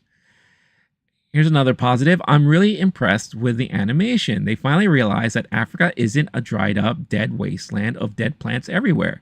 That was one of the main things I hated about the original remake. They designed the backgrounds to look like how Americans think Africa looks like, and not how it actually looks like.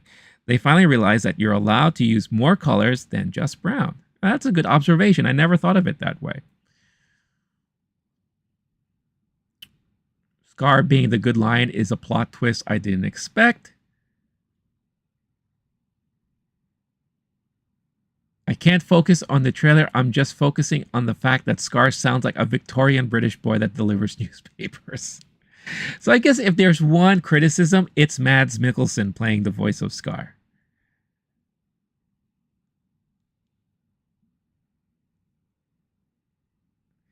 Okay, here's one. Everyone's talking about those accents, but I can't get over how lifeless it still looks. Hopefully the success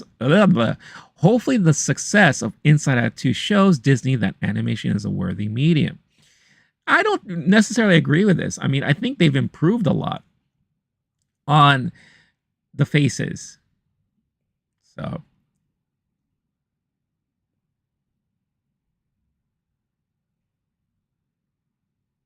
I mean, definitely not as negative as Snow White. I feel like there's definitely a lot more positive comments in this trailer than Snow White got. So I guess for what all I know, it sounds to me like there are people who are really looking forward to this coming out. You know, and that's great. Good for them. And I hope it works out. I hope it turns out well. We'll see when this comes out, December. It's a great time for this to come out during the holidays. So, yeah, it will be quite interesting to see, you know, at the end of the day. So let me know your thoughts in the comments, what your thoughts are on the trailers that we reacted to today and the trailers that came out of D23. And what are you looking forward to the most out of everything that you saw? And if it's Snow White, I would love for you to explain why. That's all I'll say about that. But other than that, like I said, there were other trailers that were not officially released. That includes Thunderbolts, Daredevil, Born Again, and Mandalorian and Grogu. They did show footage of all those things at D23. You could find them online. You know, this is definitely one of those events that I'm surprised so many things leaked online and not a lot of them have been flagged from Disney. So I find that kind of impressive overall. So I'll be checking those trailers out separately, but we can talk about those trailers through like descriptions and all those things. So let's talk about just the news in general that dropped from D23 overall. But before I do that, let me check back with the chat. It's a hard difficulty. I won't be able to finish it. It's fine. I'm getting it all out of my system. What game are you talking about? Did they make a new Lion King game? Or are you talking about the old school Sega Genesis or Super Nintendo Lion King game? Not for me. I'm not into this kind of Disney. Everything? Out of all the trailers? So maybe because you chimed in late. I reacted to trailers from Skeleton Crew, a little tease about Toy Story 5, Snow White, Snow White, and good old Mufasa there. You know? Oh, there's another trailer I can react to real quick. I don't think it was released on YouTube, but you could find it on Twitter. And I think I did save it. Oh, Agatha All Along was another one too. So let me go here. Yeah, so they have another teaser that was released by Pixar called Win or Lose. So it's actually an original series that they're putting on Disney Plus this December. So let's quickly check that out, because I am definitely curious about this one too. Pickles, huddle up. You all did great today, but there is one person who did the same level as all of you, just fantastic, but better. Anyway. What sport is it? Soccer? Oh, softball. I see a whole lot of people who underestimated us. Oh my god, this looks very cute. Sometimes you have to earn I love they're definitely doing a lot of mixed media in this one. Mixed styles of animation. Win or lose. This looks fun. That looks cute. And yeah, you've never heard of Pixar doing a series before. So this is going to be the first Pixar series. Oh, that's exciting. That looks like that's going to be fun. For sure. All right. So there you go. All right. Let's read up on a recap of everything that happened at D23. I have several articles to go through. So I'll definitely be covering as much as I can, including the parks announcements, because there's some interesting stuff with the park stuff that I think will be a lot of fun to talk about. So let's see. Started saying old school. I like live action Disney classic movies. Okay, cool. The old school Lion King game, I remember playing. I forgot how far I got into it, but yeah, it is a hard game. When you compare it to like the games like Aladdin, which is still one of my favorite Sega Genesis games, the Lion King is very difficult. Very difficult. I don't remember if I ever beat it at one point, but I remember having a hard time with it for both versions, the Genesis and the Super Nintendo versions. Yeah. Also, before I continue, also, if you are watching live and you feel like spreading some good love and good karma, make sure you hit that like button on the stream. I would greatly, greatly appreciate it. So you name them, I like them.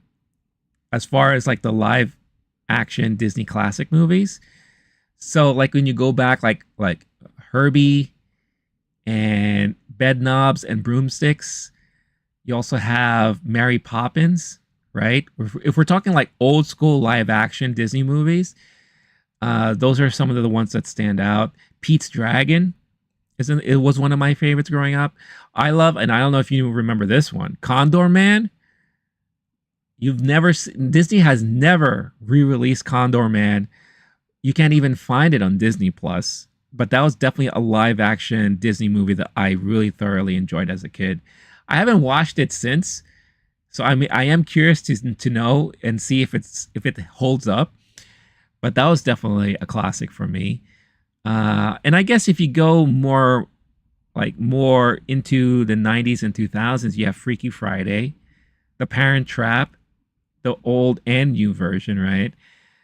They announced that Freaky Friday 2 is coming out soon, right? Honey, I Shrunk the Kids. Yeah, again, if you're going more into not modern, but past that age I was talking about. So yeah, Honey, I Shrunk the Kids. Heavyweights is another good one. Was Batteries Not Included Disney? I don't remember. I feel like that would have been a Disney movie. Batteries Not Included. That might have been Amblin. Let's see. I'm trying to look it up now.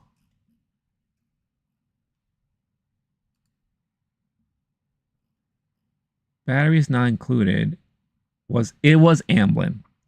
So that's Universal. So that's not Disney. Let's see.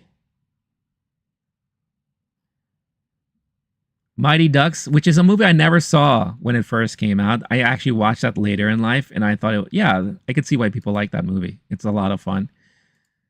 But yeah, so you're definitely of that era that, past the era that I was watching a lot of live action. Is Miracle a Disney movie? I feel like Miracle was another one. I don't know. I'm just naming stuff at this point. Kevin Davis. What's up, Kevin Davis? Nice to see you. Snow White live action box office total run prediction 800 to... No, sir. Kevin, I'm sorry.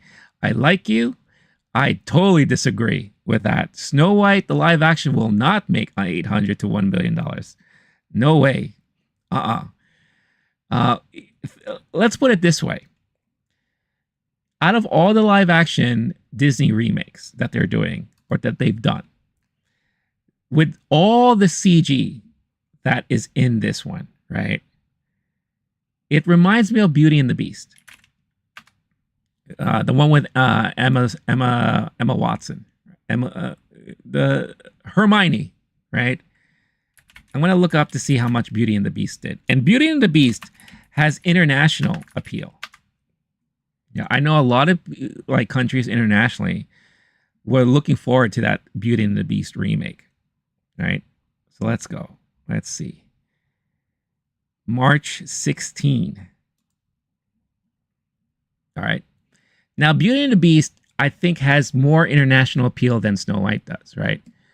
So domestically, Beauty and the Beast, and again, it was not a great movie. And also, you have to think this is 2017, pre-pandemic, when people were still really going out to theaters and watching movies. All right.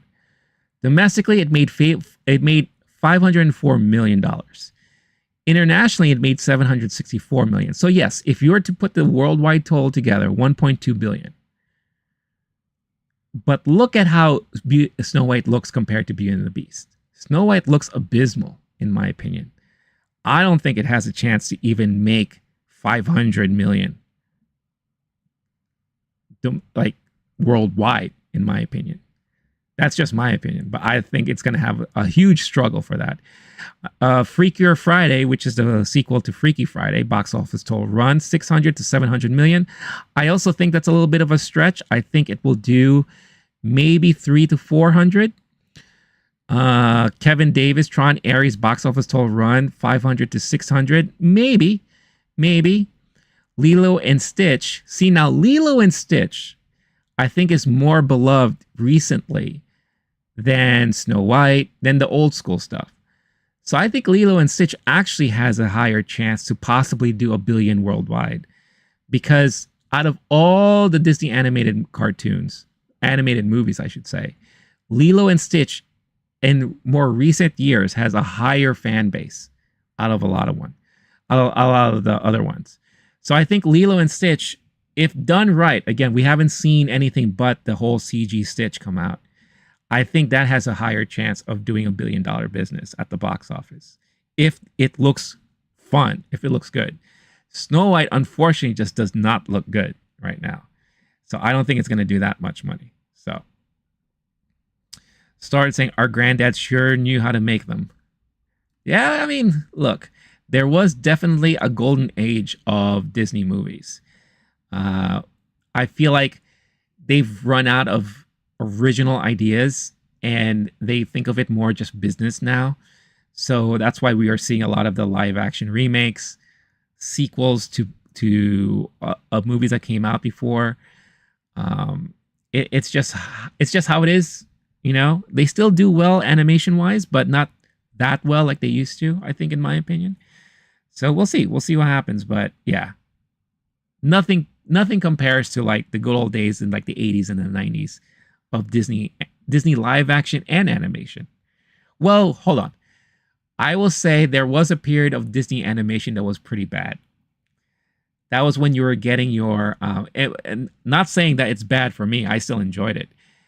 But I remember that's when you got movies like, what was the dog movie with Bruce Willis as one of the voices? Holy cow. It came out after Rescuers Down Under. Disney animated movies. The Black Cauldron, which was a huge bomb for Disney, but I really enjoyed it. That came out like in the mid to late 80s, I think. You had The Great Mouse Detective. That wasn't that great. Oliver and Company. That's it. Oliver and Company was considered not a great movie when it came out, but I really enjoyed it. I thought it was great. Then, of course, you had DuckTales the movie, Rescuers Down Under, which I mentioned before. It was only up until we got into the Disney Renaissance in the 90s, right? Where you had The Little Mermaid when that came out. And then that's what brought, Disney animation back into the forefront. Then it spawned off a whole bunch of stuff. You had Little Mermaid, Beauty and the Beast, The Lion King, right? Aladdin. It's like everything they put out was they couldn't miss. They really couldn't miss. So that was a very much interesting time. The late 80s, early 90s, around that time. So I feel like we live in an age now where Pixar is king, right? And then you will get an occasional good Disney animated movie, right? Like I said, I think the last really good Disney animated film was Lilo and Stitch. That's why I think there's a huge fan base for that. And if the live action CG is done right, then I won't be surprised if that movie does extremely well internationally, worldwide. So, all right, let's go on and let's read about some of the news coming out of D23 overall here. So, Bob Iger got a Rockstar worthy welcome Friday night as roughly 12,000 screaming fans gave the Disney CEO a standing ovation as he kicked off a supersized panel at D23. Quote, "Wow, that was more than a warm welcome," Iger told the crowd, adding, "Boy, did I miss you." And I think we all missed Bob Iger too, because Chapek was just not doing it. Not doing it one bit. It was a homecoming for Iger, who missed the last D23 in 2022, as he was in the midst of a temporary retirement. This year's biannual convention gave filmmakers and execs such as James Cameron, Kevin Feige, Pete Docter, and Jennifer Lee the chance to announce new projects and tease what's coming over the next year. This year's presentation took place at the Honda Center in Anaheim, California, meaning around about twice as many people were in the room as in past years. Ahead of a panel, a pep squad pumped up the crowd while fans were handed light-up bracelets and envelopes with magician David Blaine's logo on it and featuring a deck of cards. More on that later. Read on for trailers, highlights, and new announcements from the panel. So Mufasa, we already talked about that. Tron Ares. Now, this was an interesting announcement because we knew that they were making a sequel to Tron Legacy for a while. I believe that's the name of that last movie that came out, right? But I was actually surprised that they were going back to the grid in this point because that movie didn't do as well as they were hoping it was going to do. Outside of the Daft Punk soundtrack, I thought it was decent. You know, I was disappointed when I saw that because I was very eagerly anticipating that movie. And then I was just like, okay. Now when they announced Tron Ares, I think the biggest reveal, the biggest pop out of me was when they announced that Nine Inch Nails was going to reunite to do the soundtrack for this movie. I just thought, wow, what a great way to do a soundtrack and what a great reason to have a reuniting of Nine Inch Nails. And you have Trent Reznor, who's already been doing soundtracks for movies with Atticus Ross for some time now. I mean, that's like his secondary career now. That's like a switch in his life. So interesting to hear this news. Very, very exciting to hear that stuff. So in this movie, you have Jared Leto, Evan Peters, Greta Lee. Great actors in this, I think. Disney showed off mind-bending footage from the threequel. After that, a red laser revealed the iconic Nine Inch Nails logo to screams from the crowd. Let's just watch this real quick. Hopefully I won't get demonetized for it, but yeah. When I saw this on my feed, I was elated. I was so happy. So happy. So I can't wait to see what the initial footage will look like when we hear more about this movie coming out. Kevin Davis, box office hit films 2025. All right, so we're going into the future for next year. Avatar 3, Zootopia 2, Jurassic Park 4, Fantastic Four First Steps, Captain America 4, Mission Impossible 8, and Superman. Disney Animation Studios will have a comeback. Well, we'll see. We'll see about that. As far as your box office hit films, I don't disagree with any of that. I think, however, my big hot take is because of how surprisingly poor Mission Impossible did at the box office last time. I don't think Mission Impossible 8 will do any better, in my opinion. But I could be wrong. I could be completely wrong. I like to do my predictions for next year's box office later in the year. So we'll see if my list matches up with yours there, Kevin. But I always appreciate your comments, and I always appreciate your passion for this stuff. You know, I don't get to talk about box office stuff with a lot of people, so I always appreciate it. Nightmare, what's going on? Hello to you. Hope you're doing well. Hope you're having a good day. Star-Lord saying Lion King was ruined for me because the theater was so loud. Really? I was too young to remember. Aladdin was hilarious when I first saw it, thanks to Robin Williams. Oh, absolutely. Robin Williams made that movie, made Aladdin. So that's why anything with Aladdin after the fact is kind of sad, knowing that we can't get Robin Williams to voice the genie again. So Snow White, yeah, we talked about that already. Freakier Friday, that is the sequel to Freaky Friday. They got a title, Freakier Friday. Lindsay Lohan and Jamie Lee Curtis will come back. They didn't show anything, so they just had them come up on stage to talk about it. David Blaine's Do Not Attempt, which I think is a show on National Geographic coming out next year, showed off a mind-blowing trick for the crowd of 12,000. He asked everyone to take out a deck of cards they were given at the start of the show, cut their deck twice, and put the new card on top. He then pulled 2 people from the audience, and one pulled the 3 of hearts. It turned out everyone in the audience pulled the same card beforehand, so 12,000 people were holding up the 3 of hearts.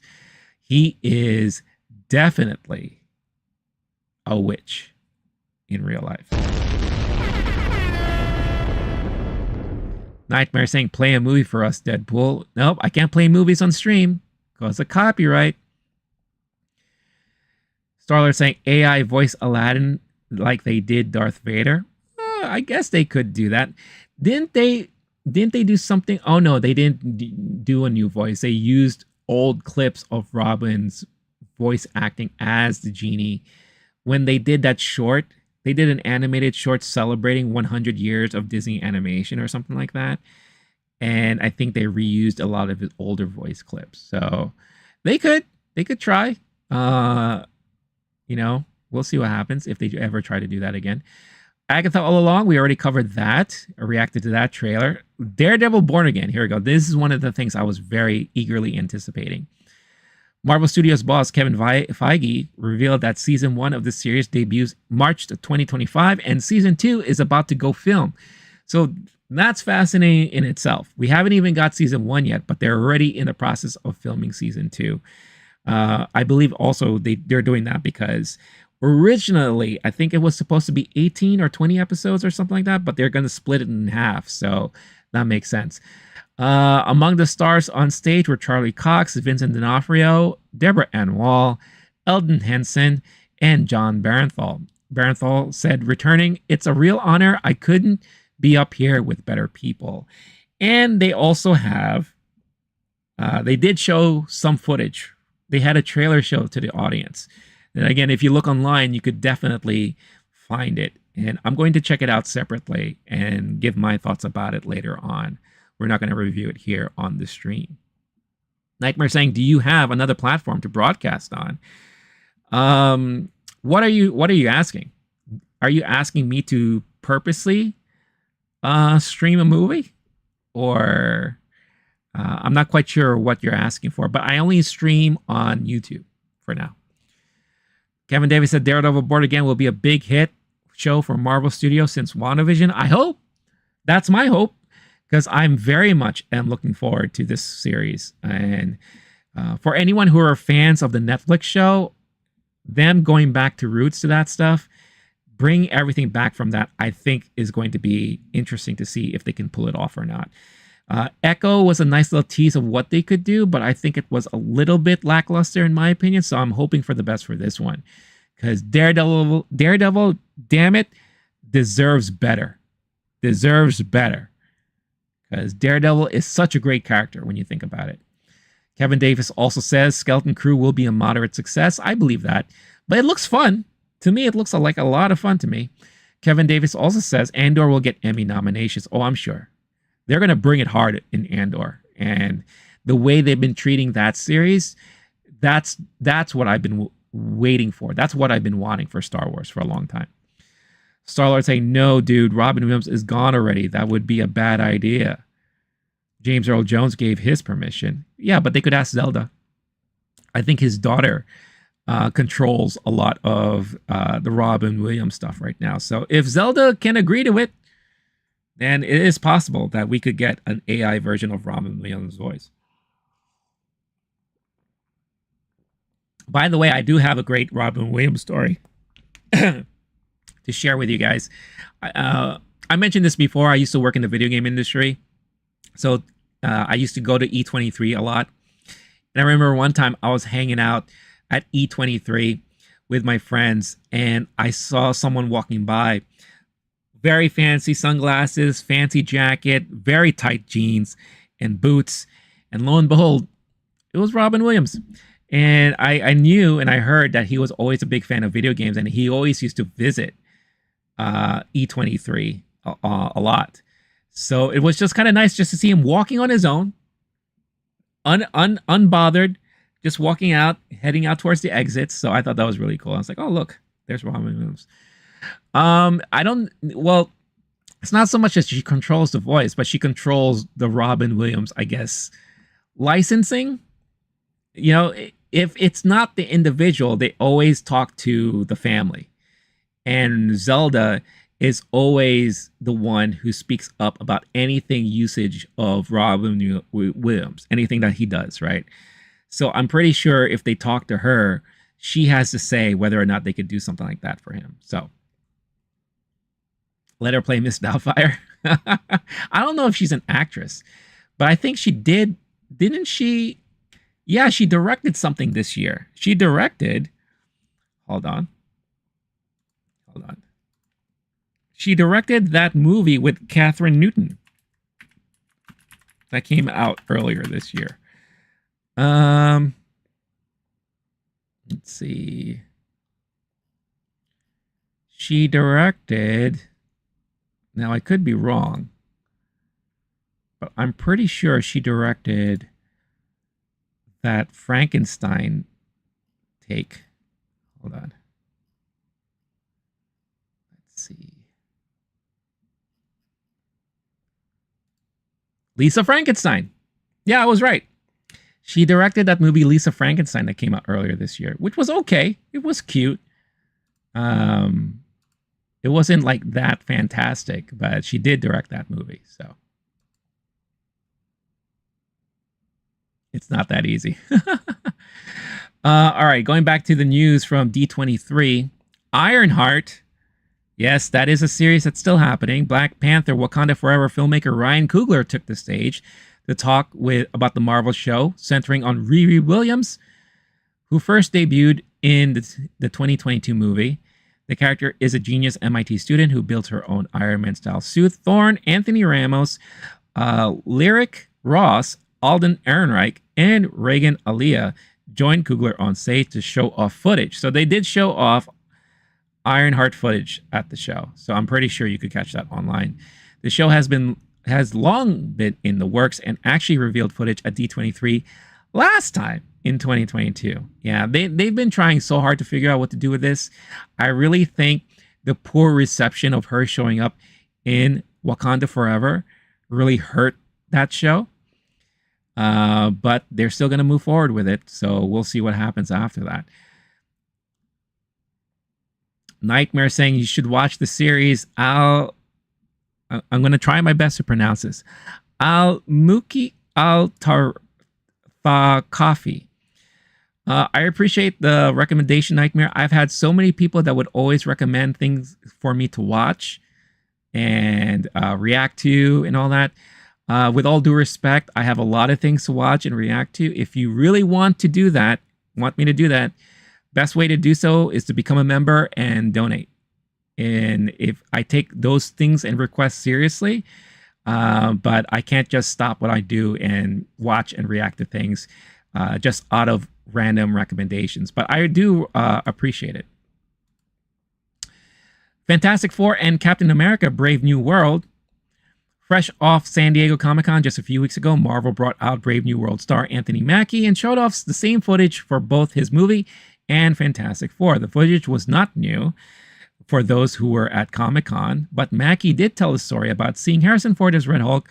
You have to appreciate Harrison Ford going that far. So there you go. Ryan Reynolds shows gratitude and takes a jab at Marvel. I know he did like a little video that he recorded. So let's just watch that here. And then we could listen to what he had to say. Sea of fans and various Mickey Mouse ears. Spandex, pro tip, baby powder is your friend. On a serious note, I wanted to take a moment on behalf of Sean and Hugh and myself, and really the whole Deadpool and Wolverine team to say thank you so much for going to see our film. I mean it when I say that it's hard to process everything that's happened these past few weeks. Overwhelmed doesn't even cover it, but thank you for the most amazing welcome into the MCU that a guy could ever ask for. And a very special thank you to Kevin Feige for letting us make That's really nice. little teensy jokes at Marvel's expense. It's my way of showing love. And of course, saving the studio. Anyhow, I hope that you all had a blast. D23, and without further ado, Oh, that's hilarious. I'm just thrilled. I'm going to introduce the original Marvel Jesus himself, Mr. Kevin Feige. Come on up, Kev. That's awesome. That is hilarious. Saving the studio. Sure did. At least for this year. Oh my God. That was hilarious. That was really, really funny. Starlight saying, I heard of AI actually making a business of digitally creating dead family members to actually interact with. Shit's got real, son.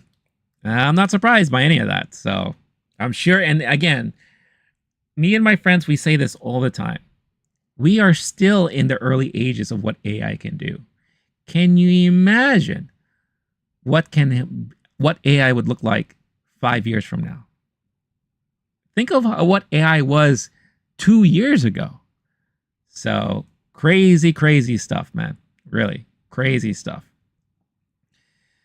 So let's move on. Mandalorian and Grogu, we just started filming a few weeks ago, said director Jon Favreau of the first Star Wars movie to film since 2019's Rise of Skywalker. He went on to show off some footage, including snowtroopers and at-walkers. I heard people describing the footage they show where I think it was Grogu and Mando riding on either an at-walker in it or a tauntaun or something, and it looks like they were on Hoth. So I don't know if they ever go back to Hoth, if that's the case, but at least that is what the footage looked like. So that's interesting to hear all over. Arnold is in the house. What's going on, Arnold? I hope you're doing well. Hope you're having a good... It's late for you now. I'm assuming maybe you don't have work tomorrow. I hope work's been well. I hope you haven't been exhausted. I know you've been working hard, but I hope you had a great weekend at least. Nice to see you here on the stream. All right, next up was Andor. Andor Season 2 will welcome some familiar faces from Rogue One, the movie that introduced the world to Cassian Andor. New footage revealed that Ben Mendelsohn is back. I love that news. Krennic is back, baby. His Empire character Krennic, while Alan Tudyk will return to voice the droid K2SO.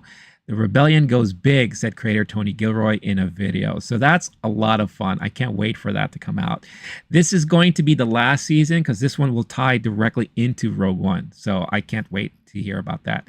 Star Wars Skeleton Crew, you already saw that. I reacted to that trailer earlier. There is a Frozen 3 in the works. Disney Animation's Jennifer Lee revealed that Frozen 3 will bow in 2027.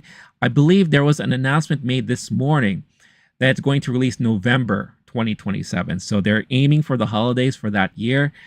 I mean, that is the perfect plan for that. I think that is going to be the perfect holiday film for a lot of kids. And I think this will be a huge hit when that comes out in 2027. So as previously announced, she confirmed a fourth film is also in the works. The Frozen films have been big for Disney. 2013's Frozen earned $1.28 billion, while Frozen 2 brought in $1.45 billion. So I think Frozen 3 will probably mimic this, or at least, the very least, come in between 1.28 and 1.45.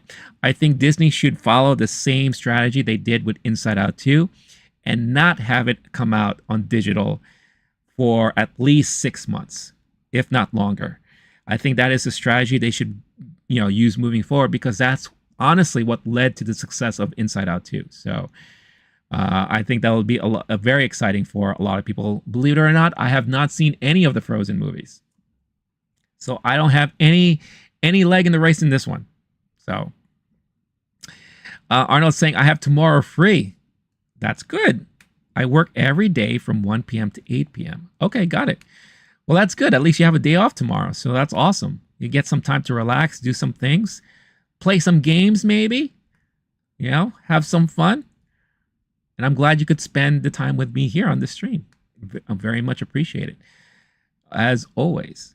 Zootopia 2, Everything Everywhere All at Once Oscar winner Ke Huy Quan will join Zootopia 2 as a creepy new character, which star Jennifer Goodwin, described as slithering, highly venomous viper named Gary. I think Gary is supposed to be the main villain in Zootopia 2. So I can't wait for that one, because Zootopia, the first one, was a fun movie, a very surprisingly fun movie. So I really, really love that. Incredibles 3, closing the Pixar portion of the presentation. Peter Docter left the crowd with a big tease. That's right, we're making Incredibles 3. Brad Bird is developing it right now. The Incredibles first subverted the superhero genre in 2004, while 2018's The Incredibles 2 earned more than $1.2 billion. This, for me, was the biggest surprise announcement of D23 that I'm super excited for. I mentioned before, I'm a huge fan of Incredibles. I love that Incredibles 1 did the whole family dynamic so well that when the first Fantastic Four movie came out, they had to kind of take a pause, because everything that they saw in Incredibles, they had to redo the ending of Fantastic Four. This is Tim Story's Fantastic Four for Fox. They had to redo the ending because of what they saw from Incredibles, and they got inspired to improve on the whole team family dynamic. As far as like the fight scenes are concerned. So Incredibles 2, like I said, I enjoyed it too, but I thought it was a little bit weaker than the first one. So I can't wait to see what they're going to do with the third movie here. I'm very much looking forward to that. Star-Lord saying, looking forward to the Mandalorian movie. This is the way. I am too, Star-Lord. I can't wait for that. Arnold, I play Madden 25 right now, but I don't like it. So I don't know, but it feels different. Really? I have not played a Madden game since Madden 2020. So I don't know what different it would feel like, but I'm sorry to hear that. That kind of sucks. Nightmare says the series that they recommended before is an Iranian-produced history series. Okay, that's good to know. Well, if anyone else is interested in maybe checking that out, Nightmare is suggesting a series called Al-Mukhtar Al-Thaqafi. I hope I'm saying that right. And if not, I apologize. I really apologize. Also, if you're watching on the live stream, don't forget, hit that like button, y'all. Everyone here will greatly appreciate it. Everyone will be super happy that you did. And react. Star-Lord was saying, Arnold, this is interesting. I was thinking about downloading Madden 25. Should Star-Lord download it or not, Arnold? Let Star-Lord know, who is watching on the horizontal stream. If you don't know, also, there is a horizontal and vertical stream happening at the same time here on YouTube. Why? I like to provide options for everyone based off of your viewing pleasures. Arnold says, no, don't do it. Star-Lord says, now I won't. So there you go. You know what I'm playing recently? That it's an older game, and I haven't had a chance to play it, is Fight Night Champion. It's the boxing game from EA. That game is so good. I love that there's like a cinematic movie, like there's a cinematic storyline in it. And it took me a very long time to try it out. But since it's on Game Pass, I decided to give it a shot, and I really enjoy it. It's so much fun. So if you like boxing games, I highly recommend that. All right, moving on. We got Hoppers. John Hamm and Bobby Moynihan will lead a body swap movie about a beaver and a human who exchange bodies. He said beaver. I'm gonna come. Yes, you read that right. Okay, now that's going to be an interesting movie. I don't know how I'm going to be feeling about that movie when it comes out. Arnold saying it feels so weird to not talk about House of Dragons. I know, it's so weird. It's so weird, but there's always some other things to talk about. But I do miss talking about House of Dragons. Starred saying might hit up NHL 25. I've always been a fan of the NHL series. I haven't played the recent ones. The last one I played Oh boy, I think it was 21, maybe 22. Yeah, it's been a minute for me. So, but I'm a huge fan of the NHL series. So yeah. So Hopper's Toy Story 5 director Andrew Stanton shared new details about Toy Story 5, revealing the toys will face off against technologies like iPads and iPhones. It's toy meets tech, said Stanton, adding that there are 50 malfunctioning commemorative Buzz Lightyear figures who will cause some serious problems. Ooh, that sounds like that's going to be interesting and fun. So there you go. And it makes sense because it's going to be very relatable to today, where you have so many kids who are so busy on their iPads and their phones versus playing actual toys, right? So I think a lot of people can relate to that. And the one thing that Pixar does really well when they are on it is being relatable to the audience. That's another reason why Inside Out 2 did so well. So I think this could be potentially a big hit for a lot of people. I didn't know a new Toy Story was coming out. What the fuck? I love it. Yeah. Yeah. This was announced earlier last year, I think, that they were doing a sequel to Toy Story. And I think a lot of people are confused, but I think if like major fans of Toy Story were really excited for it. Then when I saw Pete Docter speak after my preview screening of Inside Out 2, he said, and it's very obvious here from what you can see, a lot of the main focus that Pixar is going to have for the upcoming years is sequels. Sequels to things that worked well for them and that are beloved properties. That's why Incredibles, Toy Story, I'm sure we're going to get another Monsters Inc. something, right? So I won't be surprised if we're going to be hearing more and more sequels to other properties coming out. Speaking of Inside Out, there is a TV spin-off in the works.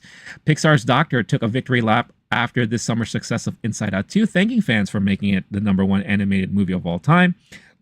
He also shared some news. Inside Out will be getting a Disney Plus TV series called Dream Productions, which will bow next year. He also did mention this at the screening I was at. So it was always fun to hear him mention that. And I think a lot of people are actually excited for that. Arnold asking, what do I think about the new Game of Thrones trailer? Are you talking about the egg and Dunkin' egg or something like that? I saw bits of footage from it. It looks interesting. It's going to be like a night tale, right? It's really more about a night. And obviously there's not going to be dragons involved. It's going to be a more grounded like storyline, but it looks interesting. I'm a fan of the universe, thanks to Game of Thrones, thanks to House of Dragons. I am a fan of the universe. So I am going to be very curious as to what they're going to be showing in this show. I also like the fact that this is, I guess, the ancestor of Brianna of Tarth, right? The big lady in Game of Thrones. I think she is a descendant of this guy. So I guess we'll get to see where she gets her strength from, which is going to be interesting to see. Our Star-Lord saying, I got UFC 4. It's all right, but not really into it. The last UFC I played was 2. And I really enjoyed that. That was the one where they first introduced Bruce Lee into it. And I really enjoyed that. Except for the Kumite Arena from Bloodsport. I work hard every night and day. Okay, USA. That's awesome. That's awesome. I didn't know that they had that arena in that. So that's cool. Moving on to Avatar. They released the name of the third movie, Fire and Ash. Avatar mastermind James Cameron revealed the third Avatar film. There are new cultures and settings and creatures and new biomes. You will see a lot more of Pandora, the planet that you've never seen before, said Cameron of the project, which opens in December of next year. The new film is not what you expect, but it's definitely what you want. So they showed some concept art along with the title reveal. So let's watch some of this. Again, so many leaks online. So it's so interesting to see that this year. And of course, you have their familiar music.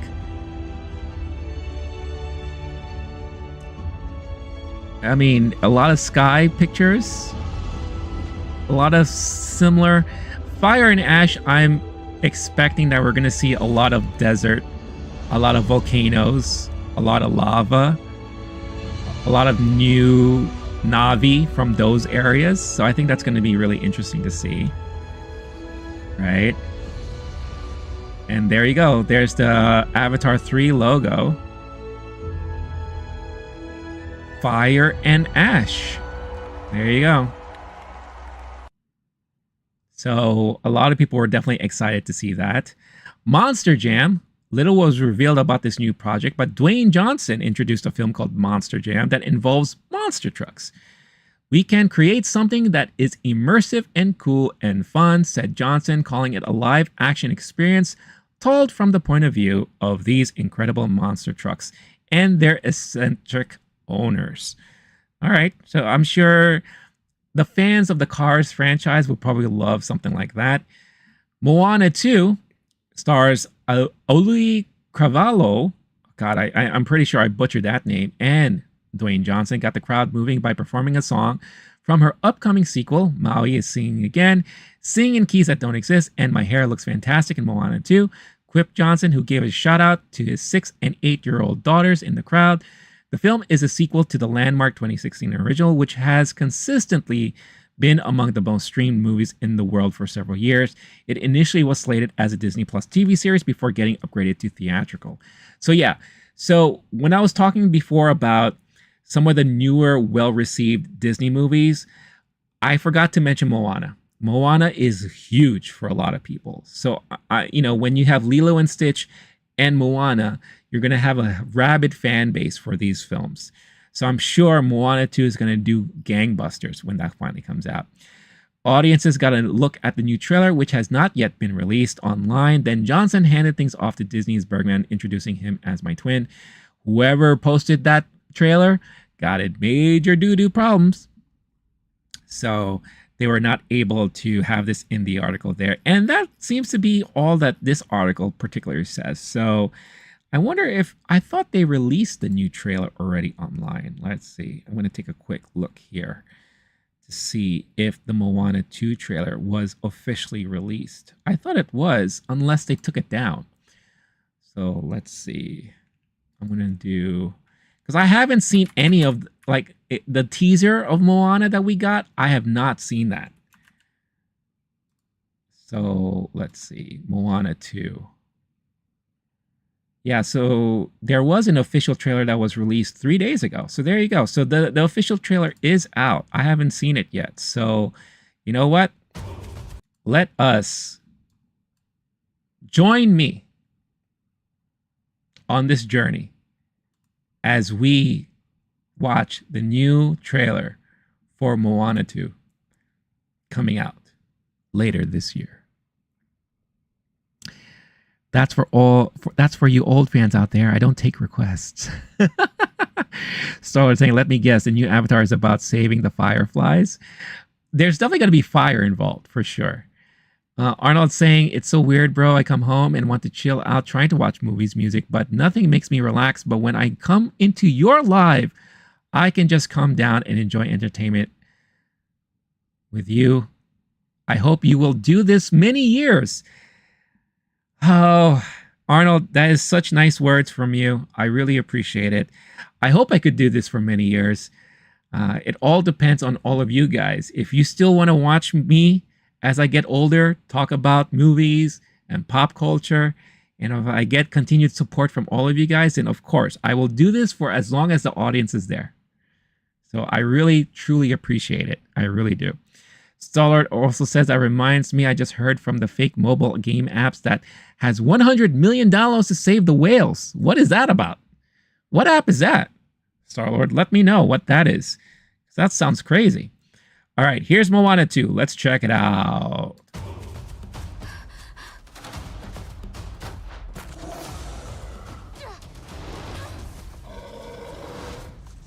Ah, it's a little pig. You wanted to come this time. Yeah, stupid.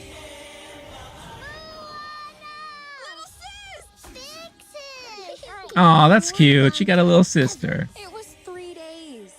Where are we going?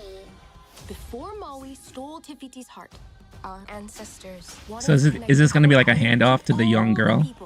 Of the entire ocean. It's my job. Is it her sister or is it her daughter? To finish what they started. Moana, show our people just how far we'll go. I will admit Moana was a great movie when that came out. Thanksgiving, perfect time to release this. Hidden in a terrible storm, it's an ancient island. Setting foot on its sands would break the curse, bring our people together again. I know what I So they're definitely exploring more of outside of their own Maui island. Can I get a chee-hoo? You will be destroyed. And you'll Ooh, who's this? Now I kind of miss the lava monster. Ow! What if you don't come back? Aww. I'll be back. I promise. Yeah, that's definitely her little sister. That's so cute. Oh, is that a grandma? Do I hear people? Those aren't people. Cock 'em. Oh, these guys look funny. They're like little pygmies. They're like the pygmies from the Mummy movie. Oops. Oh, one for good measure.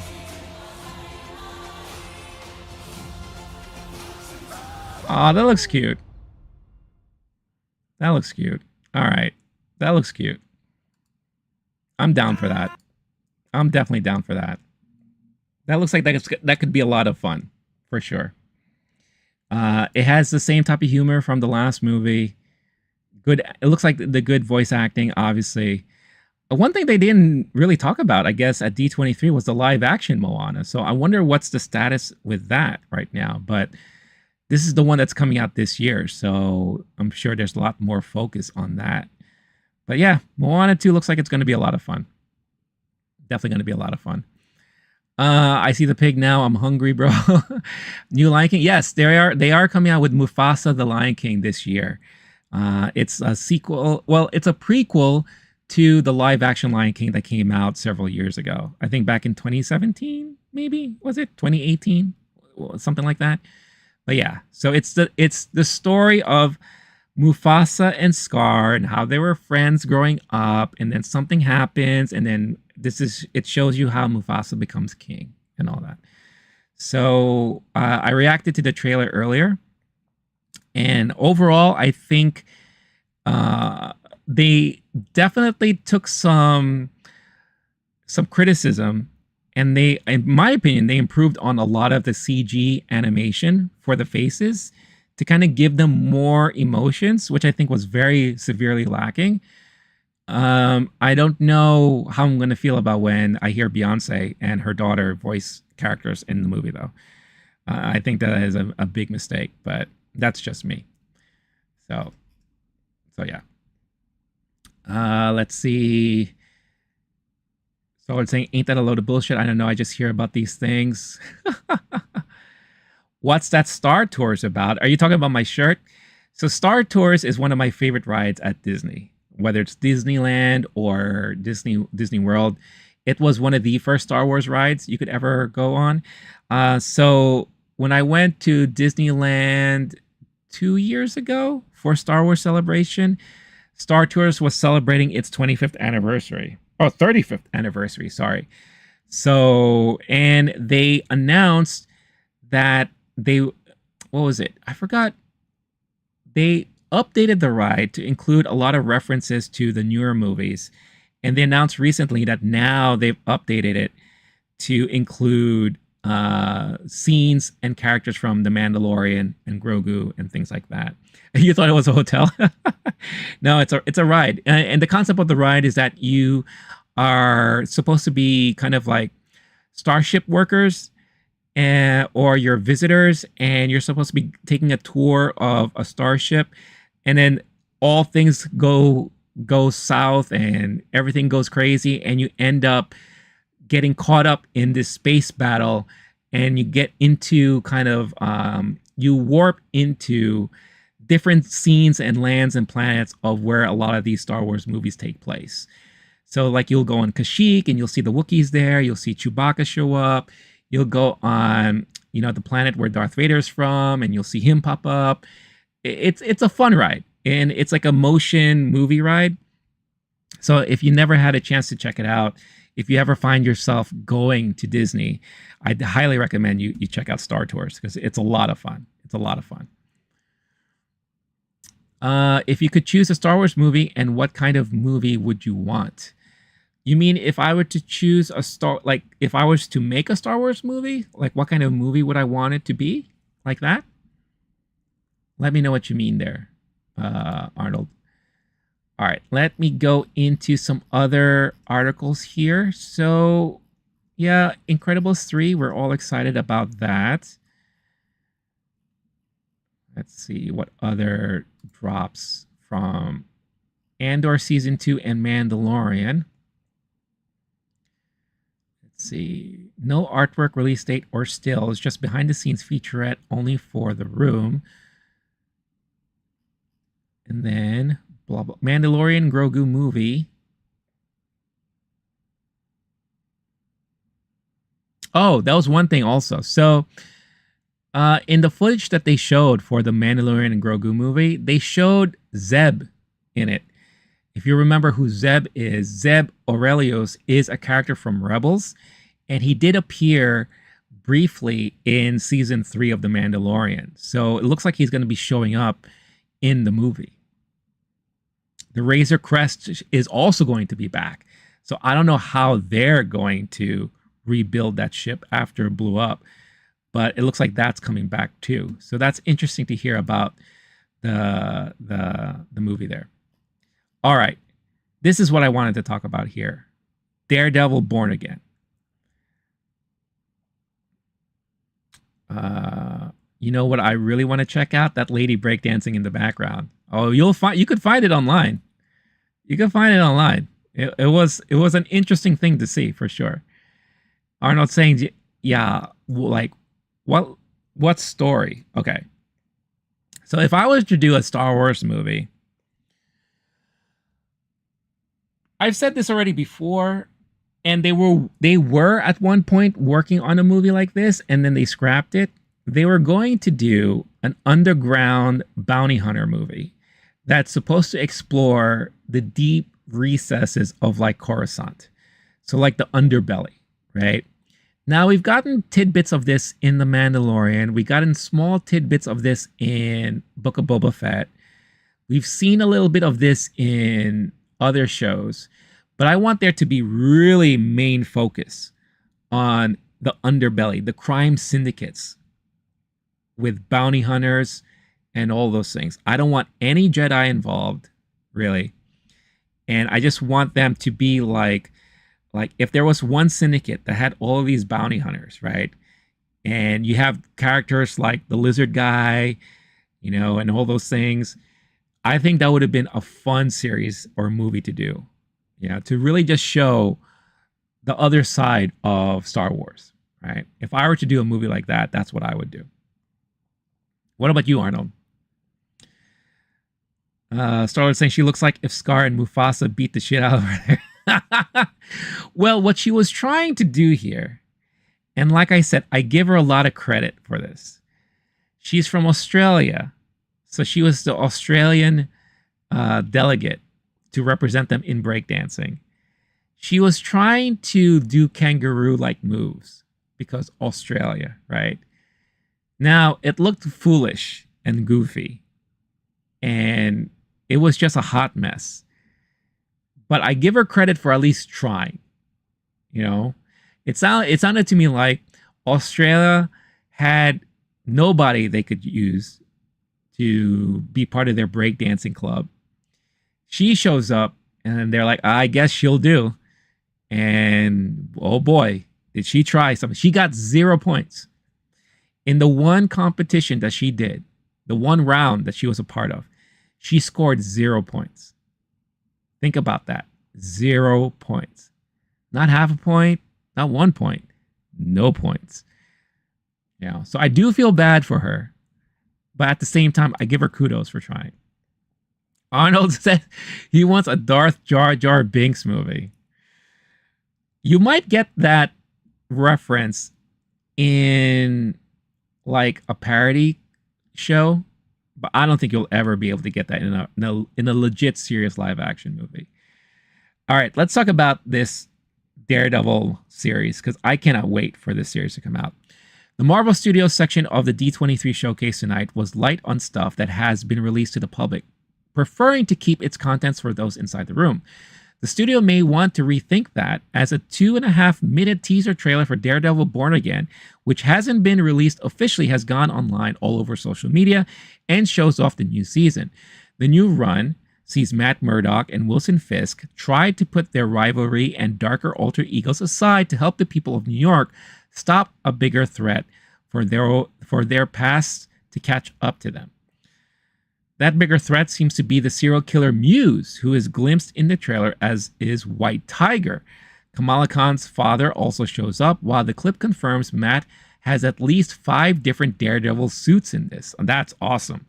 The clip also sees the return of John Barenthal as Frank Castle, the Punisher, Deborah Ann Wall as Karen Page, Eldon Hansen as Franklin Froggy Nelson, Wilson Bethel as Benjamin Dex Poindexter, aka Bullseye, and Ayelet Zur as Vanessa Mariana Fisk. I love that Vanessa's coming back. That's such a key person in the whole Wilson Fisk character. So they're joined by Margarita Leveva, Michael Gandolfini, which is the son of Gandolfini from The Sopranos, Janaea Walton, Jeremy Earl, and Artie Frushan in the new run. The project was famously halted partway through production due to the strikes, and then majorly retooled to be more connected to the original Netflix series.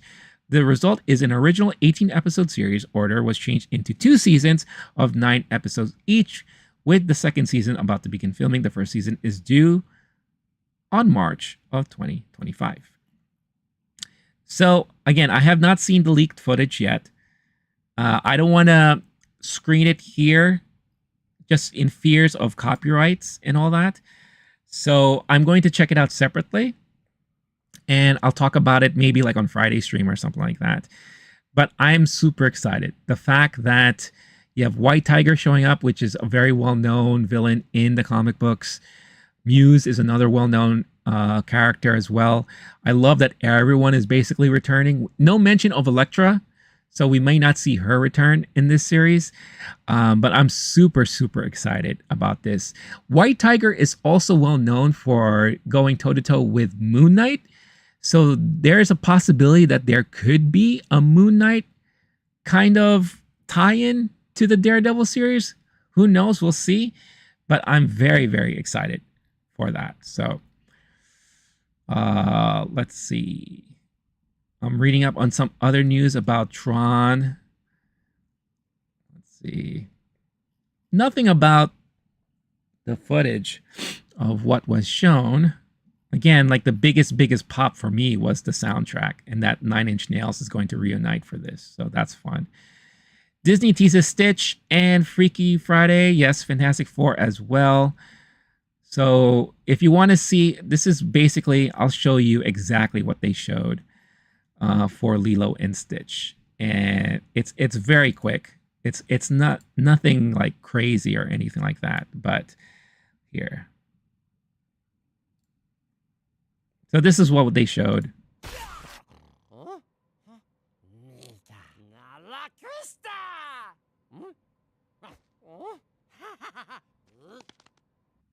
Yep, and that's it. So they just showed basically the CG version of Stitch because it's live action, so Stitch will be CG. But I'll say, like, this doesn't look that bad, honestly. This, I mean, it looks just like Stitch from the cartoon, from the animated movie. So, you know, would you have preferred this over, let's say, like a little person in a suit? That's to be debated, I guess. You know, like, did we want to see Alf, like another Alf-like character, show up with Lilo? I guess we'll have that debate moving forward. But that's basically what they showed, and apparently the crowd enjoyed it. So the audience really enjoyed it when that was shown. Let's see if there's anything else here. Freakier Friday. Yeah, if you're interested about Freakier Friday, this is something that was shown to the audience. It was just a title reveal, really. No audio in this one. So, but yeah, you have Lindsay Lohan and Jamie Lee Curtis. This is the first look at the Fantastic Four cast on the set, which I think was really funny. Look at this costume that Joseph Quinn is wearing. Oh my God. Now, remind you, this is taking place in an alternate 1960s era. So you definitely have the 60s futuristic era looking kitchen. Pedro Pascal looks very much, he looks like Walt Disney. Is it just me, or he kind of looks like Walt Disney in this picture, or his brother? He looks so unenthusiastic being in this photo, and Joseph Quinn just looking hilarious in this costume. It looks so funny. Joseph Quinn as Johnny Storm for the Fantastic Four First Steps. There he is. He looks really hilarious. I don't know. This looks really funny, but I dig it. But yeah, you got a little look at that at D23. Let's see here. There was another showcase that they had that talked about Marvel Animation, which I thought was very interesting. They showed off a new image of all the characters that are appearing in that animated show that they're working on. Your neighborhood Spider-Man. Your friendly neighborhood Spider-Man, sorry. So this is the full character, I guess, cast list that they're going to have on the show. So you have your Peter Parker there. This is supposed to be like his school years, so his very early years.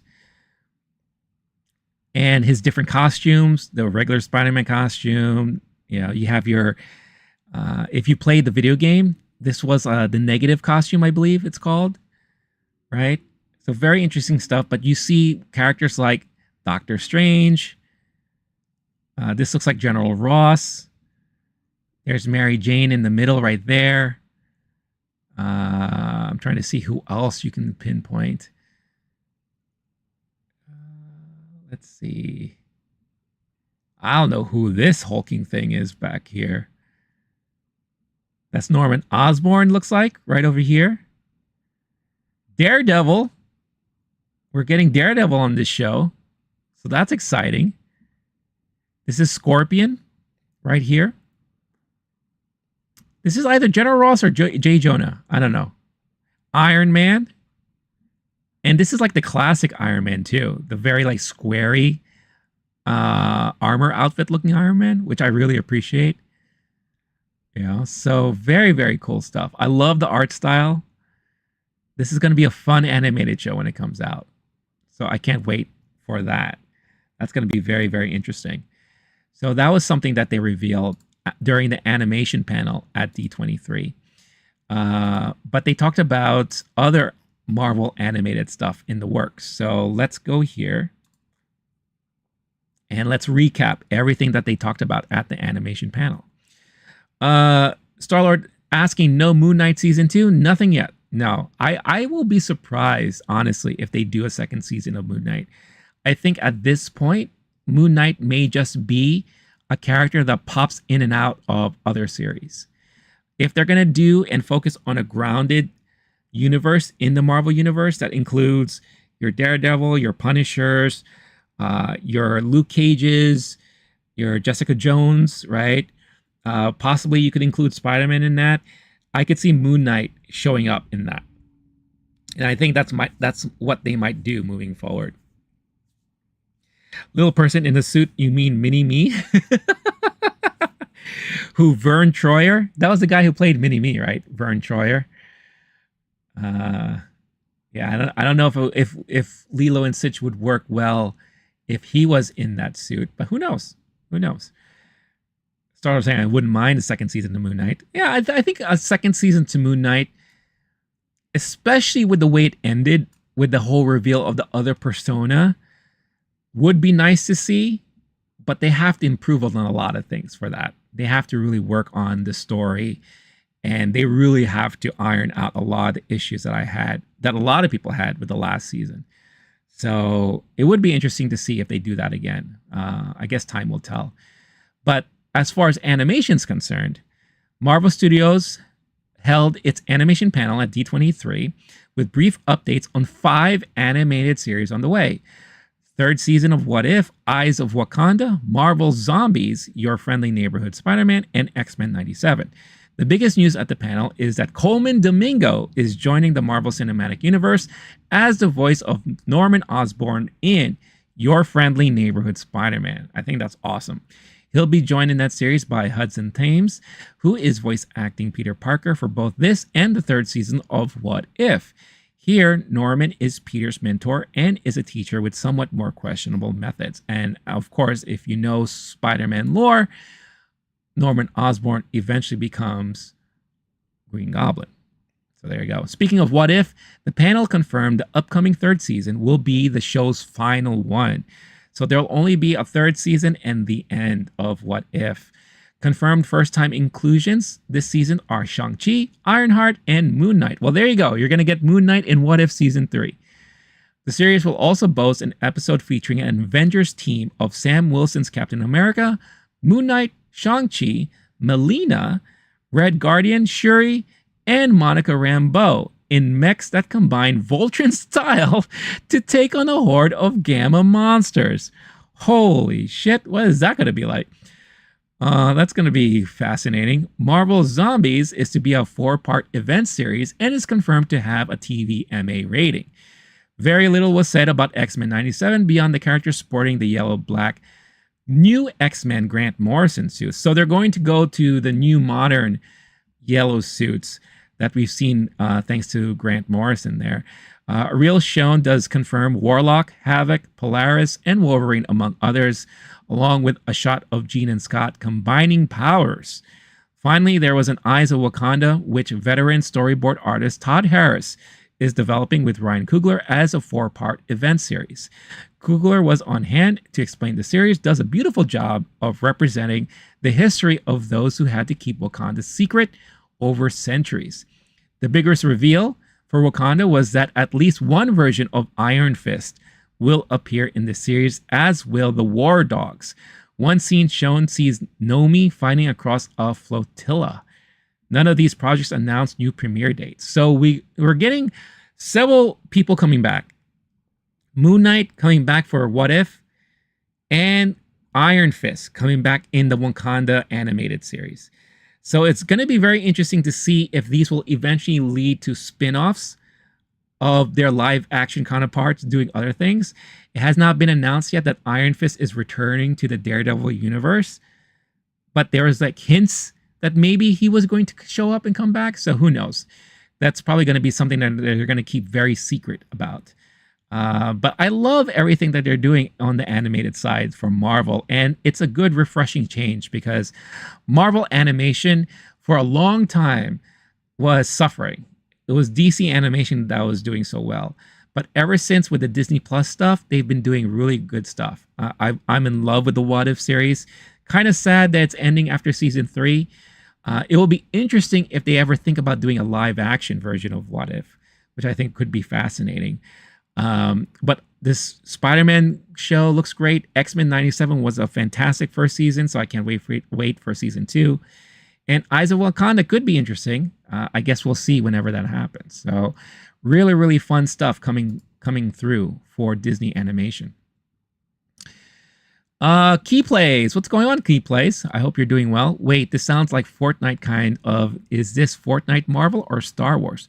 Or Black Panther? What are you talking about? Everything I just went through are animated shows coming to Disney Plus. So they're doing a lot of that stuff. But yeah, that What If episode where the Avengers have to form Voltron, that sounds very much like something they could have done in Fortnite for sure. Let's see. Ironheart is indeed still coming out. Yeah. No, it was never canceled. It was just always pushed back.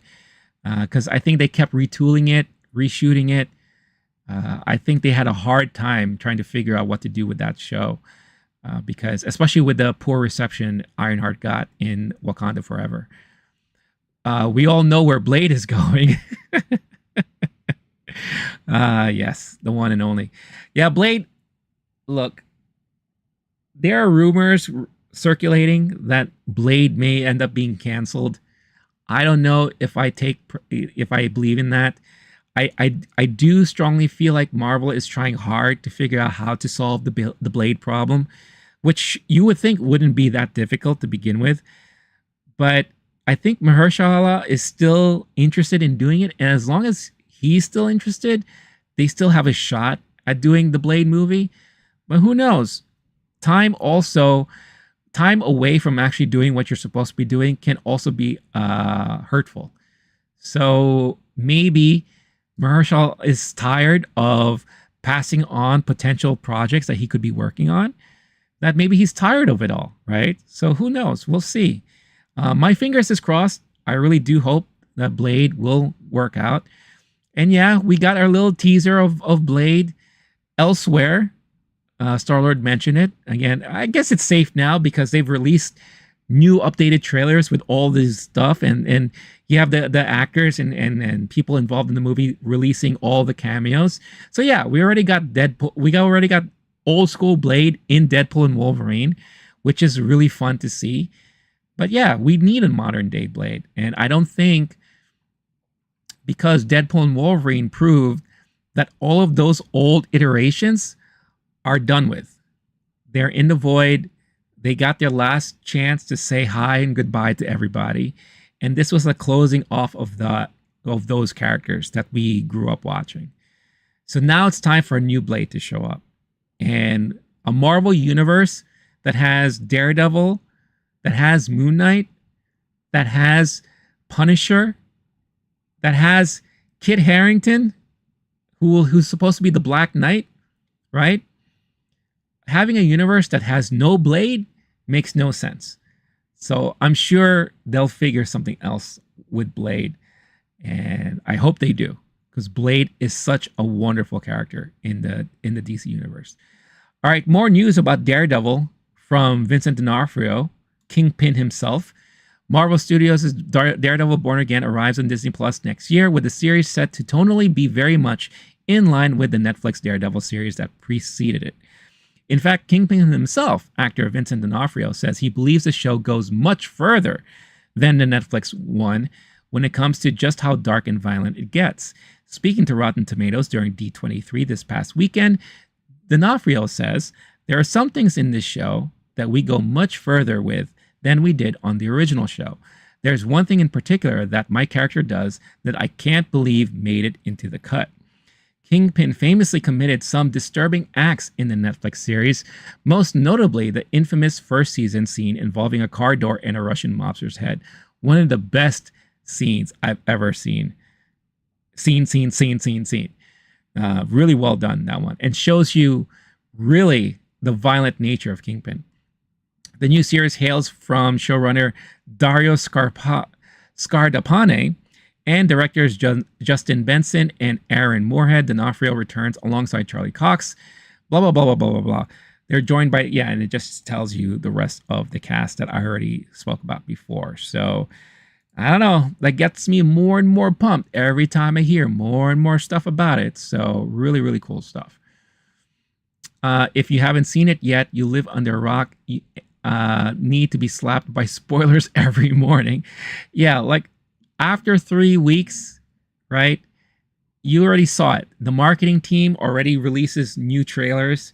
They released already the big Human Torch Johnny Storm reveal trailer. They released that. Everyone is posting pictures of their cameos in the movie. So at this point, if you haven't seen it, you did it to yourself. You know? So there's no saving you at this point. All right. Let's see. I talked about Dream Productions, which sounds like an interesting spin-off to the Inside Out franchise. So let's talk about the Disney parks, because I am a fan, obviously, of Disneyland and Disney World. And there were a lot of news about Disney parks and things that they're releasing at the Disney parks. So here we go. From Encanto and Disney Villains to Monsters, Inc. and Tony Stark, all the new Disney theme park lands and attractions announced at D23. So here we go. Disney turned Saturday night's D23 showcase into a veritable all-star concert, bringing A-list talent on stage to perform classic songs from Disney films and help introduce a veritable avalanche of new attractions and lands based on the company's intellectual property. Performers included Meghan Trainor, Shabuzi, Rita Ora, Plain White Tees, Pentatonics, Chromeo, Abby Carter, Tank and the Bangas, and All for One, with appearances and performances from Billy Crystal, John Stamos, Darren Criss, Skylar Astin, and Ki Kwan. The presentation was led by Disney Parks Experiences and Products Chairman Josh Damaro. I feel like I'm having a stroke. Hold on, guys. I need to drink my coffee. Whew, okay. Who helped introduce all of the new offerings on tap. Here we go. These are the true Disney fans. They have a history with us. They have memories of their families being here. They have a passion for our stories. They have a passion for our cast members. Mario tells a Hollywood Reporter of the crowd in attendance at the D23 panel. We do our best to make sure that we cover the world and cover our ambition in a very creative storytelling way. And we know that our fans are going to carry that message out to the rest of the world. It's the best place in the world for us to be talking about the future. This year's showcase took place at the Honda Center, blah, blah, blah, blah, blah, blah, blah, blah, blah. All right, let's talk about the stuff already. Disney Parks and Experiences business is a top priority for the company, and it has committed $60 billion to expand at Disneyland in California, Walt Disney World in Orlando, Florida, and its international parks in France, China, and Japan, and elsewhere around the world via its Disney Cruise Line. And here are some of the things that they mentioned. All right. Disney Villains Land will come to the Magic Kingdom. And here's some of the concept art there. Damaro confirmed that a major new land will be built at the Magic Kingdom in Orlando, a land based on the Disney villains. Details are still slim, but it will include shopping, dining, and 2 major new attractions. This land will be home to the villains that you know and those that you loathe. After a performance from Descendants villain Rita Ora. I'm surprised it took him this long to build something for the villains, because there has been a huge love for the Disney villains for a very long time. I remember at one of my visits to Disney World, I bought this towel because it was a rainy night and it was cold and I needed something to kind of like put over me, and I didn't want to get a poncho or anything. So I bought a towel, and the towel was all of the Disney villains on this one towel. And people were buying this stuff up left and right. And this is many, many years ago. So I'm surprised it took them this long to do something like this. And I think this is going to be a very well-received and exciting new addition to Disney World. So be prepared, you poor unfortunate souls, he added. It's going to be a fearless new vision of what Disney experience can be. Next is a Monsters, Inc. land is coming to Disney's Hollywood Studios. And this is a concept of one of the rides where you could actually ride through all the doors in Monsters, Inc. And I think that's going to be so much fun. That looks like that will be a blast. The 2001 Pixar film Monsters, Inc. will form the backbone of an entire land at Hollywood Studios in Orlando. Billy Crystal, who played Mike Wazowski in the film, helped introduce the new land. Quote, when they showed me the character, it was just that one big eye and those big legs. And I thought, oh my God, it's CBS walking, Crystal quipped on stage. The land will bring humans into the world of Monstropolis,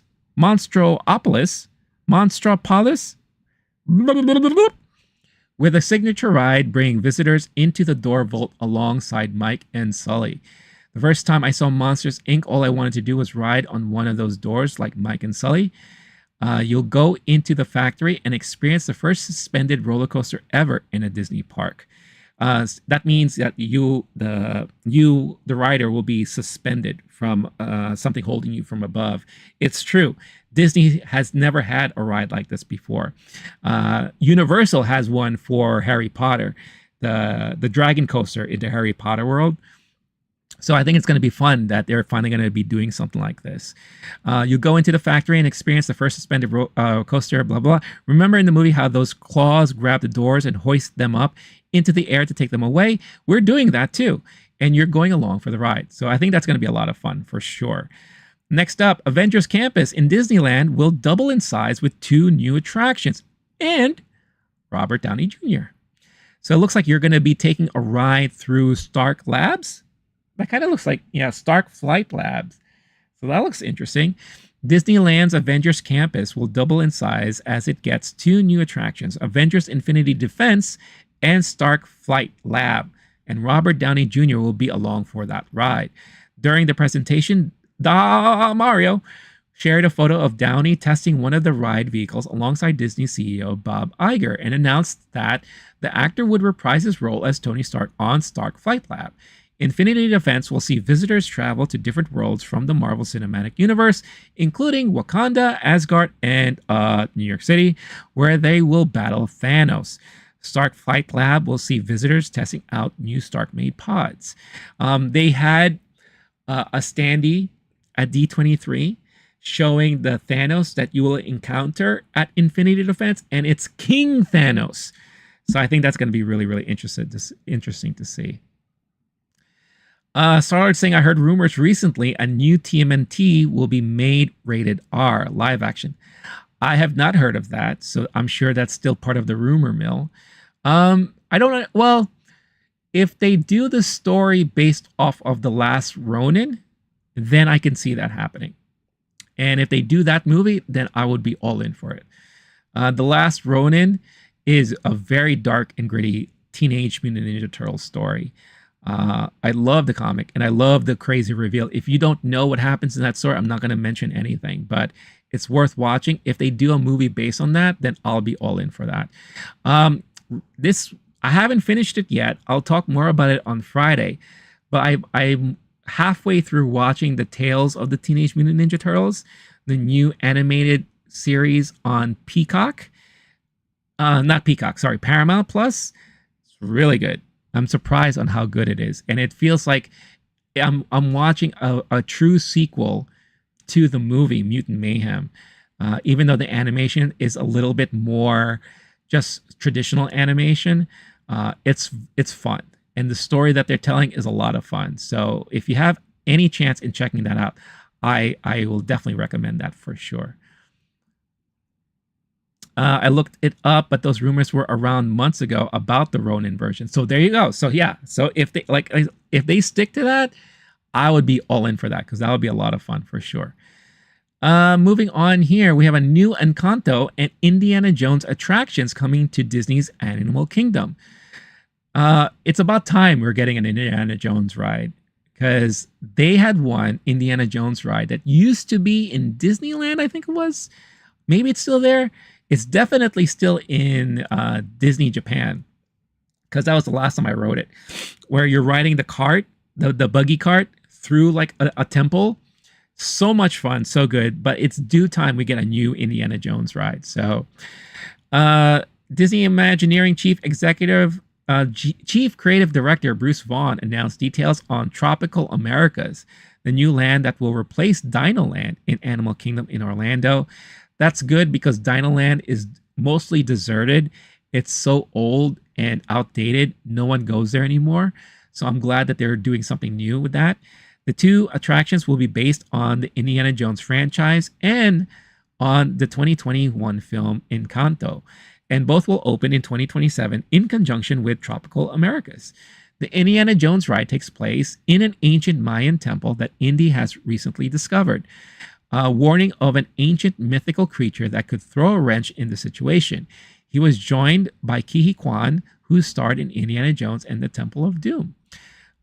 If that's the case, I won't be surprised if Ke Huy Quan is kind of like your tour guide for the ride, just like how they got John Rhys Davis to be your tour guide for the Indiana Jones ride.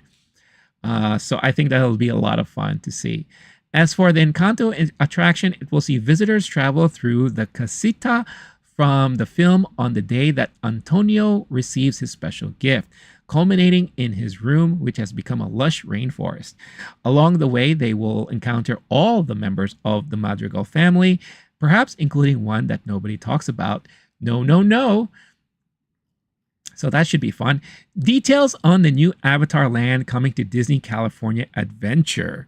Right now, let's see. There's a Pandora land in Disney World, I believe in Animal Kingdom. So this is the first time that Disneyland in California will get anything out from the Avatar series. So I think that's going to be a lot of fun. Let's see here.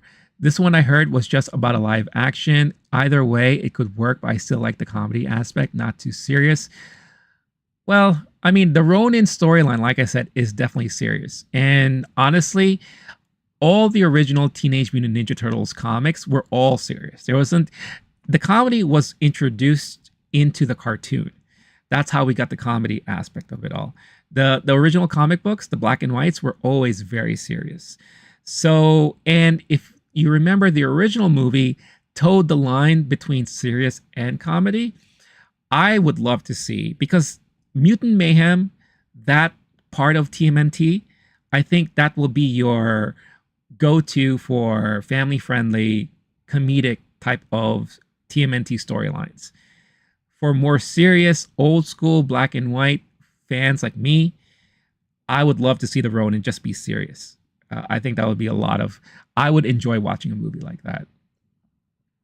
Usually everything involving Ronin is so damn depressing. Well, what makes this story even more interesting is like I said, there's a big twist and reveal at the end that you don't expect, which really makes the story so fascinating.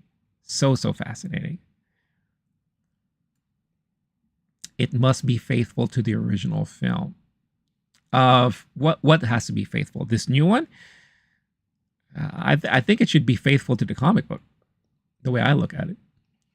But yeah, so we have new Avatar land coming to Disney's California Adventure. Rubenstein said the new land is set in a new location on Pandora, very different than the one at Disney's Animal Kingdom in Orlando. See, I just said that. Inspired by Avatar: The Way of the Water and the upcoming Fire and Ash, as well as future Avatar films. There will also be a new Avatar ride where guests will journey by boat on an excursion in search of majestic natural wonders that can only be found on Pandora. That sounds very similar to the Pandora ride they have also in Disney World. They have two Avatar rides. They have one where you're on a boat. So this sounds very similar to that. And then they have one where you're actually flying one of those bird creatures, those things, where you're up against like a giant screen and it's like a motion ride. It's done so well. I love that ride. It's so fun. 2 Cars-themed rides will come to Frontierland in Magic Kingdom. In a major bit of news for Walt Disney World, portion of Frontierland in Magic Kingdom will be transformed into a pair of attractions based on the Cars franchise from Pixar. One ride will take guests off-road, and another will be geared specifically toward families with young children. The American West has always been about keeping your eyes on the horizon, believing in yourself, carving your own path, and striving towards success.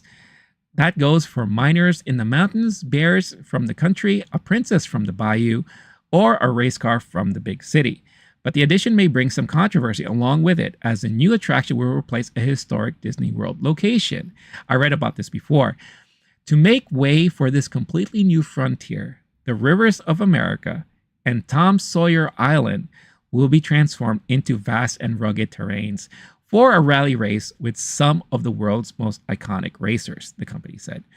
So yeah, as someone who's been to Disneyland and Disney World for many years and many times, Tom Sawyer Island and Rivers of America is a very old school attraction at these places. I also will say it's a very outdated attraction because the story of Tom Sawyer is also very outdated. So I'm okay with them switching things out. It's the same reason why they had to switch out what is that? The Thunder Mountain or something like that, because it's based off of the movie that is very controversial, and Disney kind of disowned this movie, Song of the South, and they changed it into The Princess and the Frog ride. So I'm okay with them switching them out and updating things because, like I said, it's outdated. The last time I was at Disney World and Disneyland, those attractions were not very well utilized. Not a lot of people care about it. If anything, they treat it like it's a small world. And if you need a break, this is like the perfect way to take a break. The only exception is that it's outdoors and not indoors. So if you're trying to escape the heat, you wouldn't go to Tom Sawyer Island or Rivers of America. So it will be interesting. I think it's time. You have to kind of like update some stuff. But I'm sure the Disneyland and Disney World purists out there will have something to say about that. A Coco ride is coming to Disney's California Adventure. It was revealed that a new ride inspired by the film Coco will come to Disney California Adventure, with the groundbreaking set to begin in 2026.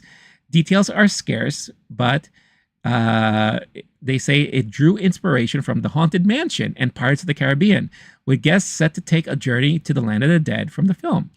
That sounds like that will be a lot of fun. A Lion King ride is coming to Disneyland Paris. Look at that. Paris gets something unique. Disney's second park in France, which is set to be renamed Disney Adventure World, is already getting a new Frozen world. Let's say it will open in 2026. And now it will also get a ride inspired by the classic 1994 animated film, The Lion King. There will be themed dining and shopping, as well as characters, and the ride will see visitors step into the caves to follow Simba as he goes from cub to king. It will feel like you've stepped right into that movie. And that sounds like that could be pretty fun to me. Oh, it looks like it's going to be like a river ride too. Look at that. Those are always fun. It'll be cool if like you could really see him roar over here as you go down. That'll be cool. That'll be like a nice photo op too. And I love me some photo ops on these rides. If you knew me for as long as you have, maybe you know or you don't, I'm a major fan of taking photos on these rides. I know where all the cameras are, and I'm always prepared. I have like a library of interesting photos from these rides that I love, I cherish. I definitely have a lot of fun with this stuff. Starlet saying the original TMNT film is the best, to the point that it has a spiritual underlining. Anything else is secondary. He really loves that original movie. Need to go Blade on this. Oh, Blade on what? Stop trying to ice skate uphill. This is one of the moments where Starlord goes off into his rants. He goes into Knight Rider mode, and I love it. You know, Starlord hasn't been on the stream in a while, so he has a lot of things to catch up on. So let's have him go for it. Let's see. Disneyland will get an audio animatronic Walt Disney. Ooh, that's a first. For the first time, an audio animatronic version of Walt Disney will come to a Disney park, wherein Disneyland debuts Walt Disney: A Magical Life as a show in 2025. The show will debut inside the Main Street Opera House, and after its initial run, the attraction will play in rotation with Great Moments with Mr. Lincoln. I was just going to say that.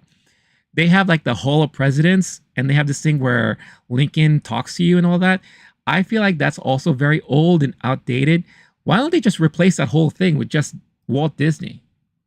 So I don't know. They should just change the whole thing. It said that creating an animatronic of Walt Disney is an idea that's been whispered in the hallowed halls of Imagineering for years, maybe even decades now. We are finally ready. Roy Disney was in the crowd, and D'Amaro said that the Disney family is on board with this new show. So they got the full backing of the Disney family to be okay with all that stuff. And I think that's going to be cool. So there you go. That's a lot of stuff revealed at D23. Lots of stuff. And it's a little bit for everybody, for all the Disney fans out there. You had your Marvel stuff. You had your Star Wars stuff, you know. You had your Disney park stuff. You had your Pixar stuff. You had your Disney live action, Disney animation, everything. Everything. And that's one of the reasons why I feel like they went really hard this time. And I feel like they kind of had to, in a way. And it outdid everything that they tried to show at San Diego Comic-Con, in my opinion. So really, really cool things overall. So yeah, so if you're watching this live or on replay, I'm dying to hear what your thoughts are about everything that they announced and everything that they talked about at D23 this year. A lot of good stuff and worthy of a recap of it all. So very, very fun. Let's see. Star-Lord saying the comics were in black and white with color masks. No, actually, the black and white, they didn't have any color. That was later on, I think. To make the live action of that film will have no saturation. I am the Knight Rider. There you go. Yes, the Knight Rider has spoken. He has come through.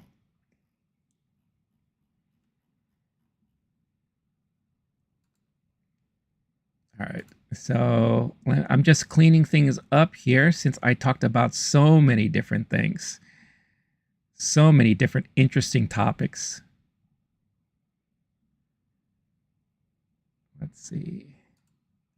All right.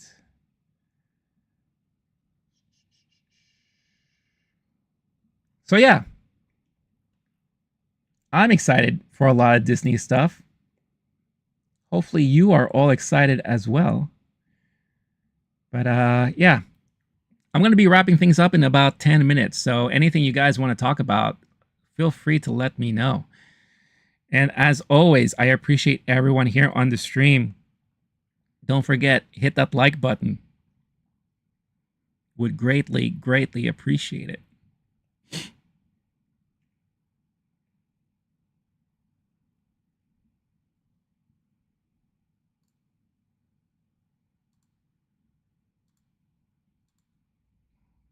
Toy Story, Skeleton Crew. Yeah, so much stuff. So many things. So many things. All right.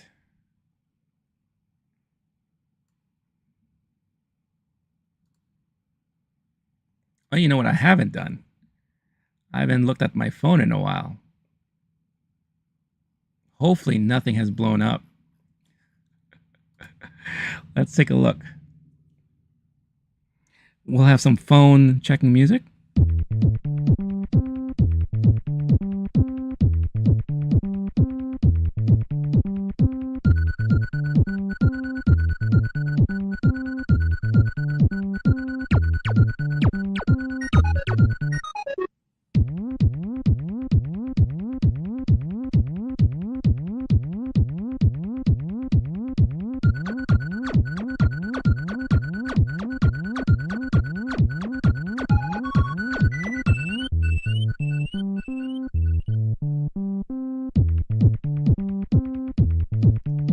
Star-Lord saying, I love the original, but it was treated like Batman Returns, weakening the sequels. Yeah, I think that's a sign of the era too. You know, like, because of the success of Batman, you know, everyone was really trying so hard to capture those moments, right? Teenage Mutant Ninja Turtles was something that was, I guess, a byproduct of that, but it worked. They did a good job, but the rush to create a sequel and the rush to put it out there, that's what hurt it, you know, and that's how you got like a very dummied down version of the movie. Plus, I don't know if you remember back then, there was a lot of backlash about violence in not just video games, but in cartoons and all that. So to appease the parents, they stopped allowing the turtles to use their weapons. So if you notice, they may be carrying the weapons with them, but they never used it once in any of the fights.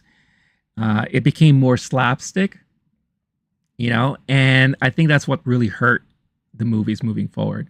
Secret of the Ooze is definitely a movie that is more campy and cheesy,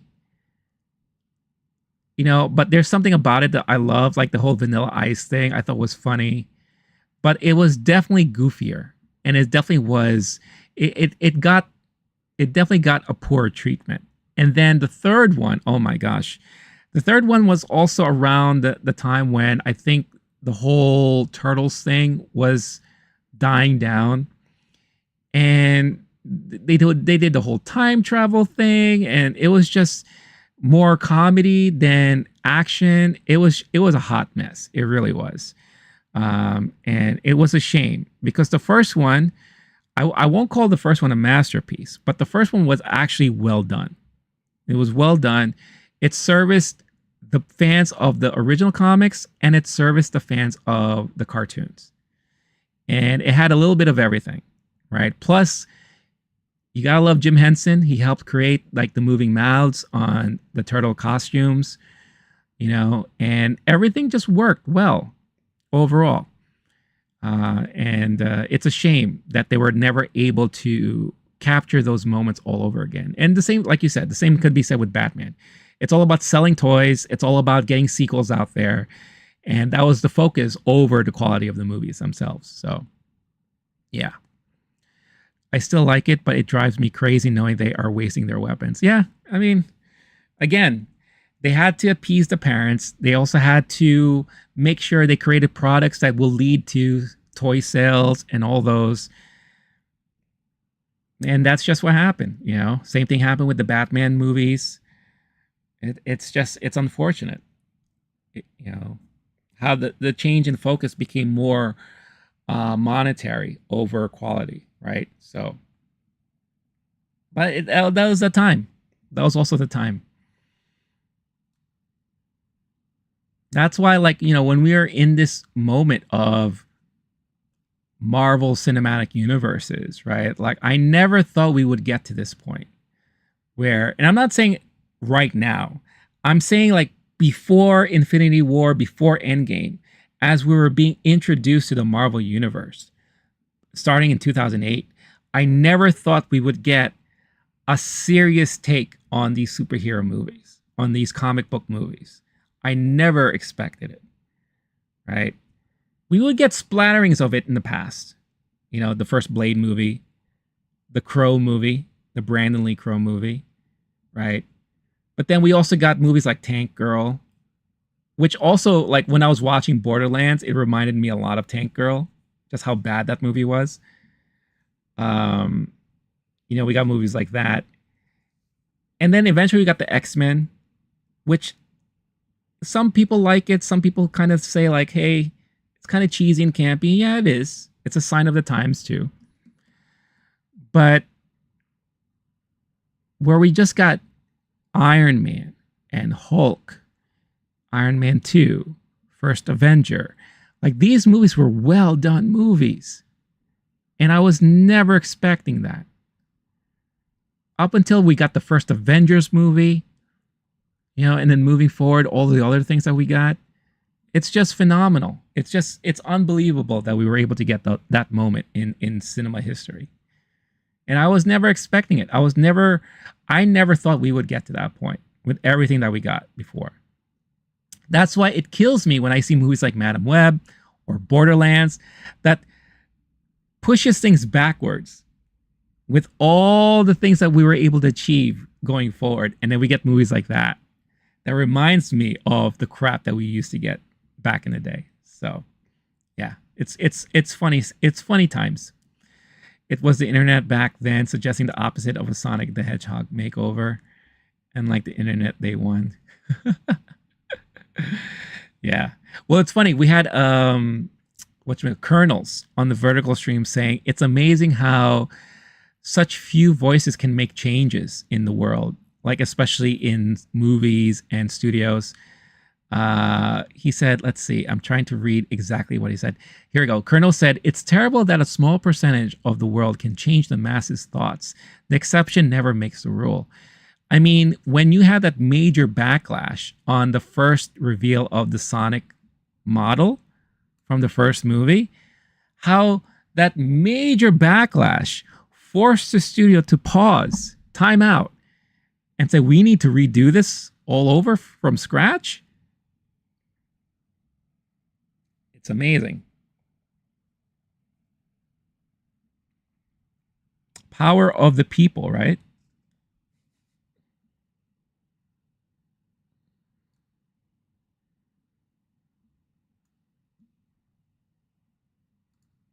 Power of the people.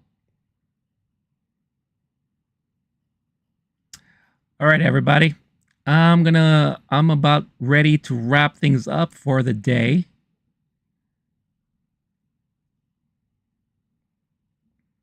So if you have any last minute things that you want to talk about, feel free to throw them in the chat. Starlord saying, I wasn't aware of it. I was too young. Starlord once again reminding me of how young he is and how old I am. Thank you for that.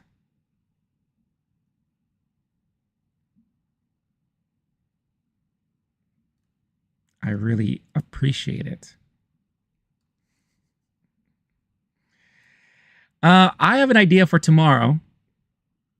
I may stream tomorrow around 3 p.m. And it's a stream where I'm not going to do anything but play video games. There are some games I've been wanting to check out. And this is not the 10,000 subscriber celebration. I'm going to do that next week. And I'll announce it on the channel with a post. But tomorrow, I don't know, 4 hours just playing games and chatting with all of you guys. What do you think? Is that something you'd be up for? Let me know.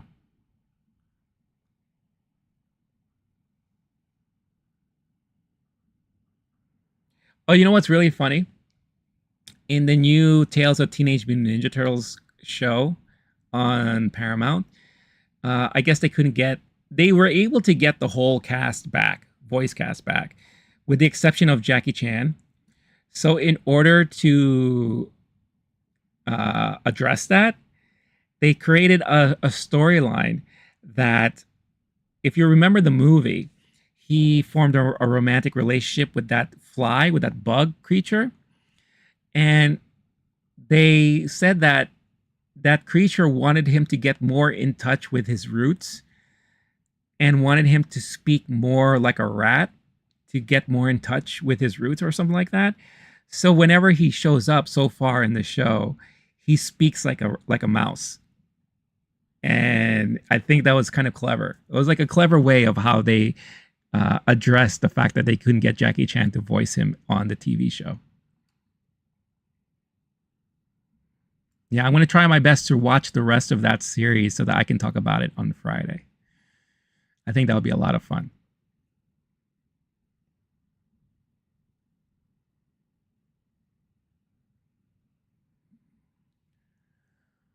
All right, y'all. I think this is a perfect time to close things out for the day. It is time for me to bid you adieu. Adieu to all of you. But before I go, I definitely want a huge shout out to everyone. Starlord, of course. Always, I'm glad to see you back after you've been gone for a little bit. Jester, Caleb Richardson, who was here earlier in the stream. Key Plays, Arnold, as always. I think Arnold fell asleep again. He may have fallen asleep while playing his video games. Nightmare, Kevin Davis, always a pleasure having him on the streams. Colonels, Clone Wars for Life, Mr. Metzger. Appreciate all of you guys tuning in. Starlord saying all the while how the hell they managed to make Mario Brothers. Are you talking about that Mario Brothers movie? The original one from the 90s? Oh, I know how they made that. And that could be a stream on its own. But save that for another day. So, like I said, I may be back tomorrow playing some games here on stream. And I'm just going to use that time just to hang out and chat with you guys, talk about anything. So we'll have a moment. If I do that, I'm going to be live same time, 3 p.m. for I don't know how long. I'll make an announcement on the channel about the 10,000 subscriber celebration stream, which will be like a 12-hour stream. I'll do that next week. And then my normal scheduled stream for Friday, where I'm going to review the new movie Alien Romulus. I'll be reviewing the Teenage Mutant Ninja Turtles series from Paramount.